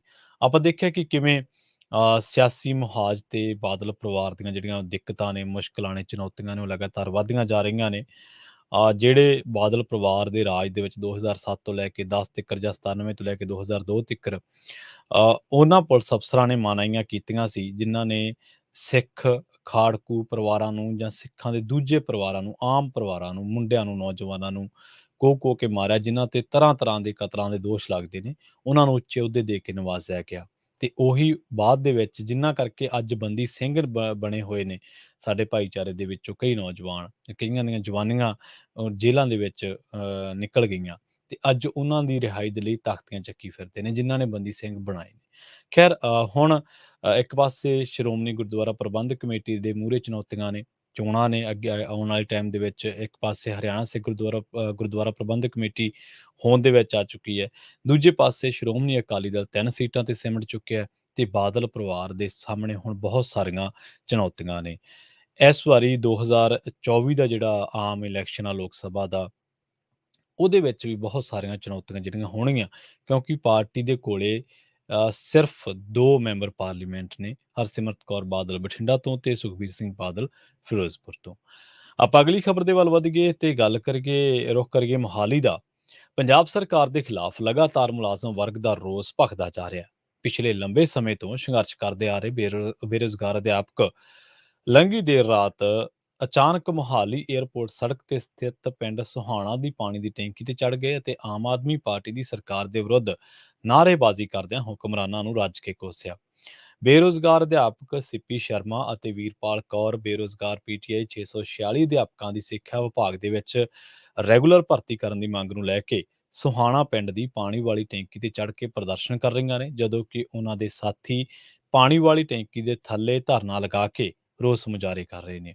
ਉਹਨਾਂ ਦੇ ਹੱਥਾਂ ਦੇ ਵਿੱਚ ਪੈਟਰੋਲ ਦੀਆਂ ਬੋਤਲਾਂ ਨੇ। ਕਾਂਗਰਸ ਸਰਕਾਰ ਦੇ ਦੌਰਾਨ ਬੇਰੁਜ਼ਗਾਰ ਅਧਿਆਪਕ, ਈਟੀਟੀ ਅਧਿਆਪਕ ਅਤੇ ਟੈਟ ਪਾਸ ਉਮੀਦਵਾਰ ਕਈ ਹੋਰ ਜਥੇਬੰਦੀਆਂ ਸਮੇਤ ਇਹ ਮੈਂਬਰ ਪਾਣੀ ਦੀ ਟੈਂਕੀ ਤੇ ਚੜ੍ਹਦੇ ਰਹੇ। ਹਾਲਾਂਕਿ ਉਦੋਂ ਜ਼ਿਲ੍ਹਾ ਪ੍ਰਸ਼ਾਸਨ ਨੇ ਇਸ ਸਮੱਸਿਆ ਦੇ ਹੱਲ ਦੇ ਲਈ ਟੈਂਕੀ ਤੇ ਚੜ੍ਹਨ ਵਾਲੀਆਂ ਪੌੜੀਆਂ ਨੂੰ ਅੱਧ ਵਿਚਕਾਰੋਂ ਤੋੜ ਦਿੱਤਾ ਸੀ, ਪਰ ਬੀਤੀ ਰਾਤ ਨੂੰ ਬੇਰੁਜ਼ਗਾਰ ਅਧਿਆਪਕ ਲੱਕੜ ਦੀ ਪੌੜੀ ਜੋੜ ਕੇ ਪਾਣੀ ਦੀ ਟੈਂਕੀ ਉੱਤੇ ਚੜ੍ਹਨ ਦੇ ਵਿੱਚ ਸਫਲ ਹੋ ਗਏ। ਸਾਲ ਪਹਿਲਾਂ ਦੀ ਗੱਲ ਹੈ ਜਦੋਂ ਆਮ ਆਦਮੀ ਪਾਰਟੀ ਦੇ ਸੁਪਰੀਮੋ ਅਤੇ ਦਿੱਲੀ ਦੇ ਮੁੱਖ ਮੰਤਰੀ ਅਰਵਿੰਦ ਕੇਜਰੀਵਾਲ ਅਤੇ ਭਗਵੰਤ ਮਾਨ ਨੇ ਇਹਨਾਂ ਬੇਰੁਜ਼ਗਾਰ ਅਧਿਆਪਕਾਂ ਨੂੰ ਇਸੇ ਪਾਣੀ ਵਾਲੀ ਟੈਂਕੀ ਤੋਂ ਇਹ ਭਰੋਸਾ ਦੇ ਕੇ ਥੱਲੇ ਉਤਾਰਿਆ ਸੀ ਕਿ ਪੰਜਾਬ ਦੇ ਵਿੱਚ ਆਮ ਆਦਮੀ ਪਾਰਟੀ ਦੀ ਸਰਕਾਰ ਬਣਨ ਉਪਰੰਤ ਪਹਿਲ ਦੇ ਆਧਾਰ ਤੇ ਉਹਨਾਂ ਦਾ ਮਸਲਾ ਹੱਲ ਕੀਤਾ ਜਾਵੇਗਾ। ਉਸ ਸਮੇਂ ਪਾਣੀ ਵਾਲੀ ਟੈਂਕੀ ਉੱਤੇ ਚੜੀ ਸਿੱਪੀ ਸ਼ਰਮਾ ਨੂੰ ਅਰਵਿੰਦ ਕੇਜਰੀਵਾਲ ਨੇ ਆਪਣੀ ਛੋਟੀ ਭੈਣ ਦੱਸਦਿਆਂ ਇਹ ਦਾਅਵਾ ਕੀਤਾ ਸੀਗਾ ਕਿ ਪੰਜਾਬ ਦੇ ਵਿੱਚ ਆਮ ਆਦਮੀ ਪਾਰਟੀ ਦੀ ਸਰਕਾਰ ਬਣਨ ਤੇ ਕਿਸੇ ਮੁਲਾਜ਼ਮ ਜਥੇਬੰਦੀ ਜਾਂ ਆਮ ਨਾਗਰਿਕਾਂ ਨੂੰ ਇਨਸਾਫ ਲਈ ਧਰਨੇ ਮੁਜ਼ਾਹਰੇ ਨਹੀਂ ਦੇਣੇ ਪੈਣਗੇ। ਸਭ ਨੂੰ ਸਮੇਂ ਸਿਰ ਇਨਸਾਫ ਮਿਲਣਾ ਯਕੀਨੀ ਬਣਾਇਆ ਜਾਵੇਗਾ। ਪਰ ਜਿਸ ਦਿਨ ਤੋਂ ਆਮ ਆਦਮੀ ਪਾਰਟੀ ਦੀ ਸਰਕਾਰ ਬਣੀ ਹੈ, ਉਸ ਦਿਨ ਤੋਂ ਸੂਬੇ ਦੇ ਵਿੱਚ ਲੜੀਵਾਰ ਧਰਨੇ ਚੱਲ ਰਹੇ ਨੇ। ਇਹਦੇ ਵਿੱਚ ਕੋਈ ਦੋ ਰਾਏ ਨਹੀਂ ਕਿ ਪੰਜਾਬੀਆਂ ਨੇ ਬੜੀ ਉਮੀਦ ਦੇ ਨਾਲ ਆਮ ਆਦਮੀ ਪਾਰਟੀ ਦੀ ਸਰਕਾਰ ਨੂੰ ਵੋਟਾਂ ਪਾਈਆਂ ਨੇ। ਇਹਦੇ ਵਿੱਚ ਵੀ ਕੋਈ ਦੋ ਰਾਏ ਨਹੀਂ ਕਿ ਜਿਹੜਾ ਲੰਘਿਆ ਨਿਜ਼ਾਮ ਆ, ਚਾਹੇ ਉਹ ਕਾਂਗਰਸ ਦਾ ਹੋਵੇ ਚਾਹੇ ਅਕਾਲੀ ਦਲ ਦਾ, ਉਹਦੇ ਵਿੱਚ ਸਾਡੇ ਬੇਰੁਜ਼ਗਾਰ ਭੈਣ ਭਰਾਵਾਂ ਤੇ ਡਾਂਗਾਂ ਸੁੱਟੀਆਂ, ਉਹਨਾਂ ਦਾ ਸ਼ੋਸ਼ਣ ਹੋਇਆ। ਪਰ ਨਵੀਂ ਸਰਕਾਰ ਜੇ ਤੁਹਾਡੇ ਫ਼ੋਨ ਦੇ ਵਿੱਚ ਗੂਗਲ ਚੱਲਦਾ ਹੈ, ਤਾਂ ਨਵੀਂ ਸਰਕਾਰ ਬਾਰੇ ਜਿਨ੍ਹਾਂ ਨੇ ਬਹੁਤ ਵੱਡੇ ਦਾਅਵੇ ਕੀਤੇ ਸੀ, ਇਹਨਾਂ ਦੇ ਆਪਦੇ ਜਿਹੜੇ ਚੰਡੀਗੜ੍ਹ ਦੇ ਵਿੱਚ ਦਫ਼ਤਰ ਨੇ, ਉਹਦੀਆਂ ਜਿਹੜੀਆਂ ਟੀਮਾਂ ਨੇ, ਉਹ ਦਿੱਲੀ ਤੋਂ ਹਾਇਰ ਕੀਤੀਆਂ ਹੋਈਆਂ ਨੇ। ਜੇਕਰ ਰਜਿੰਦਰ ਗੁਪਤਾ ਜਿਹੜਾ ਟਰਾਈਡੈਂਟ ਦਾ ਚੇਅਰਮੈਨ ਹੈ, ਜਿਹੜਾ ਟਰਾਈਡੈਂਟ ਦਾ ਕਰਤਾ ਧਰਤਾ ਹੈ, ਉਹਨੂੰ ਪੰਜਾਬ ਸਰਕਾਰ ਦੇ ਵਿੱਚ ਕੈਬਨਿਟ ਰੈਂਕ ਦਿੱਤਾ ਜਾ ਸਕਦਾ ਹੈ, ਤੇ ਸਾਡੇ ਜਿਹੜੇ ਮੁੰਡੇ ਕੁੜੀਆਂ ਨੌਜਵਾਨ ਆ ਉਹਨਾਂ ਦਾ ਵੀ ਕੋਈ ਨਾ ਕੋਈ ਹੱਕ ਬਣਦਾ ਹੈ। ਤੁਹਾਨੂੰ ਪਤਾ ਹੋਣਾ ਪਿਛਲੇ ਦਿਨੀ ਵੈਟਰਨਰੀ ਡਾਕਟਰਾਂ ਦੀ ਭਰਤੀ ਦੇ ਮਾਮਲੇ ਦੇ ਵਿੱਚ ਸਰਕਾਰ ਦੀ ਬਹੁਤ ਆਲੋਚਨਾ ਹੋਈ। ਰਿਟਾਇਰਡ ਪਟਵਾਰੀ ਭਰਤੀ ਕਰਨ ਦੇ ਮਾਮਲੇ ਦੇ ਵਿੱਚ ਸਰਕਾਰ ਦੀ ਬਹੁਤ ਆਲੋਚਨਾ ਹੋਈ। ਸੋ ਠੀਕ ਹੈ, ਆਪਾਂ ਇੱਕ ਗੱਲ ਮੰਨਣੀ ਪੈਣੀ ਹੈ ਕਿ ਓਵਰਨਾਈਟ ਕੁਛ ਨਹੀਂ ਹੋ ਸਕਦਾ, ਰਾਤੋਂ ਰਾਤ ਕੁਛ ਨਹੀਂ ਹੋ ਸਕਦਾ, ਆਪਾਂ ਇਹ ਗੱਲ ਮੰਨਦੇ ਹਾਂ। ਪਰ ਜਿੱਥੇ ਪੰਜਾਬੀ ਨੌਜਵਾਨ ਬੇਰੁਜ਼ਗਾਰਾਂ ਦਾ ਹੱਕ ਬਣਦਾ ਹੈ, ਘੱਟੋ ਘੱਟ ਉੱਥੇ ਤਾਂ ਸਰਕਾਰ ਉਹਨਾਂ ਨੂੰ ਥਾਂ ਦੇਵੇ। ਆਪਾਂ ਨੂੰ ਇਹ ਗੱਲ ਦਾ ਪਤਾ ਹੈ ਕਿ ਅੱਜ ਪੰਜਾਬ ਇਸ ਗੱਲ ਦੇ ਪੈਰਾਂ ਸਿਰ ਨਹੀਂ ਹੈ ਕਿ ਅੱਜ ਹੀ ਸਰਕਾਰ 4 ਲੱਖ ਨੌਕਰੀਆਂ ਖੋਲ੍ਹ ਦੇਵੇ। ਆਪਾਂ ਨੂੰ ਪਤਾ ਇਸ ਗੱਲ ਦਾ। ਅੱਜ ਤਾਂ ਪੰਜਾਬ ਨੂੰ ਘੱਟੋ ਘੱਟ 50,000 ਬੰਦਾ ਵੀ ਅਪਾਇੰਟ ਕਰਨਾ ਬਹੁਤ ਔਖਾ ਹੋਇਆ ਪਿਆ, ਜਿਹੜੇ ਹਿਸਾਬ ਨਾਲ ਖਜ਼ਾਨੇ ਦੇ ਹਾਲਾਤ ਨੇ। ਪਰ ਘੱਟੋ ਘੱਟ ਜਿੱਥੇ ਤੁਸੀਂ ਅਪੁਆਇੰਟਮੈਂਟ ਕਰਦੇ ਹੋ 1000, 2000, 3000 ਬੰਦੇ ਦੀ, ਜਾਂ ਤੁਹਾਡੇ ਦਫ਼ਤਰਾਂ ਦੇ ਵਿੱਚ ਟੀਮਾਂ ਨੇ, ਜਾਂ ਤੁਸੀਂ ਕੋਈ ਚੇਅਰਮੈਨ ਅਪੁਆਇੰਟ ਕੀਤਾ ਉਹਦੀ ਟੀਮ ਹੈ, ਜਾਂ ਕੋਈ ਹੋਰ, ਤਾਂ ਘੱਟੋ ਘੱਟ ਉੱਥੇ ਤਾਂ ਇਹਨਾਂ ਬੇਰੁਜ਼ਗਾਰਾਂ ਨੂੰ ਤਰਜੀਹ ਦਿਓ ਯਾਰ। ਇਹ ਪੰਜਾਬ ਦੇ ਲੋਕ ਨੇ, ਤੁਹਾਨੂੰ ਟੈਕਸ ਪੇ ਕਰਦੇ ਨੇ, ਉਹਨਾਂ ਟੈਕਸਾਂ 'ਚ ਤੁਹਾਡੀਆਂ ਗੱਡੀਆਂ ਚੱਲਦੀਆਂ, ਉਹਨਾਂ ਟੈਕਸਾਂ 'ਚ ਤੁਹਾਡੀਆਂ ਗੱਡੀਆਂ 'ਚ ਤੇਲ ਪੈਂਦਾ ਹੈ, ਤੁਸੀਂ ਵਜ਼ੀਰੀਆਂ ਮਾਣਦੇ ਹੋ, ਅਹੁਦੇ ਮਾਣਦੇ ਹੋ। ਖੈਰ, ਪਤਾ ਨਹੀਂ ਪੰਜਾਬ ਦੇ ਬੇਰੁਜ਼ਗਾਰਾਂ ਦੀ ਤਕਦੀਰ ਕਦੋਂ ਬਦਲੂਗੀ। ਪਰ ਰੁੱਖ ਕਰਦੇ ਹਾਂ ਤਲਵੰਡੀ ਸਾਬੋ ਦਾ। ਤਲਵੰਡੀ ਸਾਬੋ ਪੁਲਿਸ ਨੇ ਸਰਕਾਰੀ ਸਕੂਲ ਦੇ ਡੀਪੀ ਅਧਿਆਪਕਾਂ ਨੂੰ ਚਿੱਟੇ ਦੇ ਨਾਲ ਕਾਬੂ ਕੀਤਾ ਹੈ। 1 ਤੋਂ 3 ਗ੍ਰਾਮ ਹੈਰੋਇਨ ਦੇ ਨਾਲ। ਜੇ ਬੁਲਟ ਮੋਟਰਸਾਈਕਲ ਤੇ ਸਵਾਰ ਸੀ, ਤੇ ਹੁਣ ਇੱਕ ਦੂਜੇ ਤੋਂ ਜਿਹੜੀ ਹੈ ਉਹ ਵੀ ਹੈਰੋਇਨ ਬਰਾਮਦ ਕੀਤੀ, ਉਹਦੀ ਮਾਤਰਾ ਨਹੀਂ ਦੱਸੀ ਗਈ। ਇੱਕ ਇਹਨਾਂ ਦੇ ਵਿੱਚੋਂ ਹਰਿਆਣਾ ਦੇ ਸਕੂਲ ਦੇ ਵਿੱਚ ਡੀਪੀ ਹੈ, ਇਹਦੇ ਤੋਂ ਵੀ ਹੈਰੋਇਨ ਬਰਾਮਦ ਹੋਈ ਹੈ, ਤੇ ਇਹ ਹੈਰੋਇਨ ਬਰਾਮਦ ਹੋਣ ਦੀ ਇਲਾਕੇ ਦੇ ਵਿੱਚ ਪੂਰੀ ਚਰਚਾ ਹੈ। ਪੁਲਿਸ ਦੇ ਮੁਤਾਬਕ ਫੜੇ ਗਏ ਇਹਨਾਂ ਦੋਨਾਂ ਡੀਪੀ ਅਧਿਆਪਕਾਂ ਦੇ ਵਿੱਚੋਂ ਇੱਕ ਤਲਵੰਡੀ ਸਾਬੋ ਦੇ ਵਿੱਚ ਵਿਧਾਇਕ ਬਲਜਿੰਦਰ ਕੌਰ ਦੇ ਪਿੰਡ ਦਾ ਹੈ। ਇੱਥੇ ਹੁਣੀ ਜਿਹੜੀ ਸਰਕਾਰੀ ਸਕੂਲ ਦੇ ਵਿੱਚ ਇੱਕ ਮੁੰਡੇ ਦੀ ਮੌਤ ਹੋਈ ਸੀ, ਆਪਾਂ ਕੱਲ੍ਹ ਪਰਸੋਂ ਹੀ ਖਬਰ ਸਾਂਝੀ ਕਰਕੇ ਹਟੇ ਹਾਂ। ਪਿੰਡ ਜਿਹੜਾ ਉਹਦਾ ਜਗਾ ਰਾਮ ਤੀਰਥ ਪਿੰਡ ਆ ਉਹਨਾਂ ਦਾ, ਤੇ ਉੱਥੇ ਮੌਤ ਹੋਈ ਸੀ। ਵਿਧਾਇਕਾ ਬਲਜਿੰਦਰ ਕੌਰ ਦਾ ਪਿੰਡ ਹੈ, ਉੱਥੋਂ ਦਾ ਹੀ ਇਹ ਹੁਣ ਜਿਹੜਾ ਡੀਪੀ ਮਾਸਟਰ ਹੈ। ਤੇ ਦੂਜਾ ਜਿਹੜਾ ਅਧਿਆਪਕ ਹੈ, ਉਹ ਹਰਿਆਣਾ ਦੇ ਨਾਲ ਪਿੰਡ ਪੈਂਦਾ ਨਥੇਹਾ, ਇੱਥੋਂ ਦੇ ਸਰਕਾਰੀ ਸਕੂਲ ਦੇ ਵਿੱਚ ਇਹ ਵੀ ਡੀਪੀ ਅਧਿਆਪਕ ਦੇ ਤੌਰ ਤੇ ਕੰਮ ਕਰਦਾ ਹੈ। ਇਹਨਾਂ ਦੋਨਾਂ ਨੂੰ ਪੁਲਿਸ ਨੇ ਉਦੋਂ ਫੜਿਆ ਜਦੋਂ ਉਹ ਆਪਣੀ ਬੁਲਟ ਮੋਟਰਸਾਈਕਲ ਦੇ ਉੱਤੇ ਸਵਾਰ ਹੋ ਕੇ ਤਲਵੰਡੀ ਸਾਬੋ ਆ ਰਹੇ ਸਨ। ਨਾਕੇਬੰਦੀ ਦੇ ਦੌਰਾਨ ਪੁਲਿਸ ਨੂੰ ਸ਼ੱਕ ਹੋਇਆ, ਤੇ ਪੁਲਿਸ ਨੇ ਇਹਨਾਂ ਨੂੰ ਫੜ ਲਿਆ। ਉਸ ਤੋਂ ਬਾਅਦ ਹੈਰੋਇਨ ਬਰਾਮਦ ਹੋਈ ਹੈ।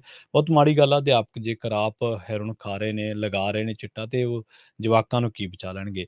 ਦੂਜੇ ਪਾਸੇ ਪੰਜਾਬ ਪੁਲਿਸ ਨੂੰ ਵੀ ਚਾਹੀਦਾ ਹੈ ਕਿ ਠੀਕ ਹੈ, ਛੋਟੇ-ਮੋਟੇ ਬੰਦਿਆਂ ਨੂੰ ਫੜਨਾ ਜ਼ਰੂਰੀ ਹੈ, ਪਰ ਜਿਹੜੀਆਂ ਵੱਡੀਆਂ ਖੇਪਾਂ ਨੇ, ਉਹਨਾਂ ਮਾਮਲਿਆਂ ਦੇ ਵਿੱਚ ਵੀ ਸਰਕਾਰ ਜਿਹੜੀ ਆ ਉਹ ਥੋੜ੍ਹੀ ਜਿਹੀ ਮੁਸਤੈਦੀ ਦਿਖਾਵੇ।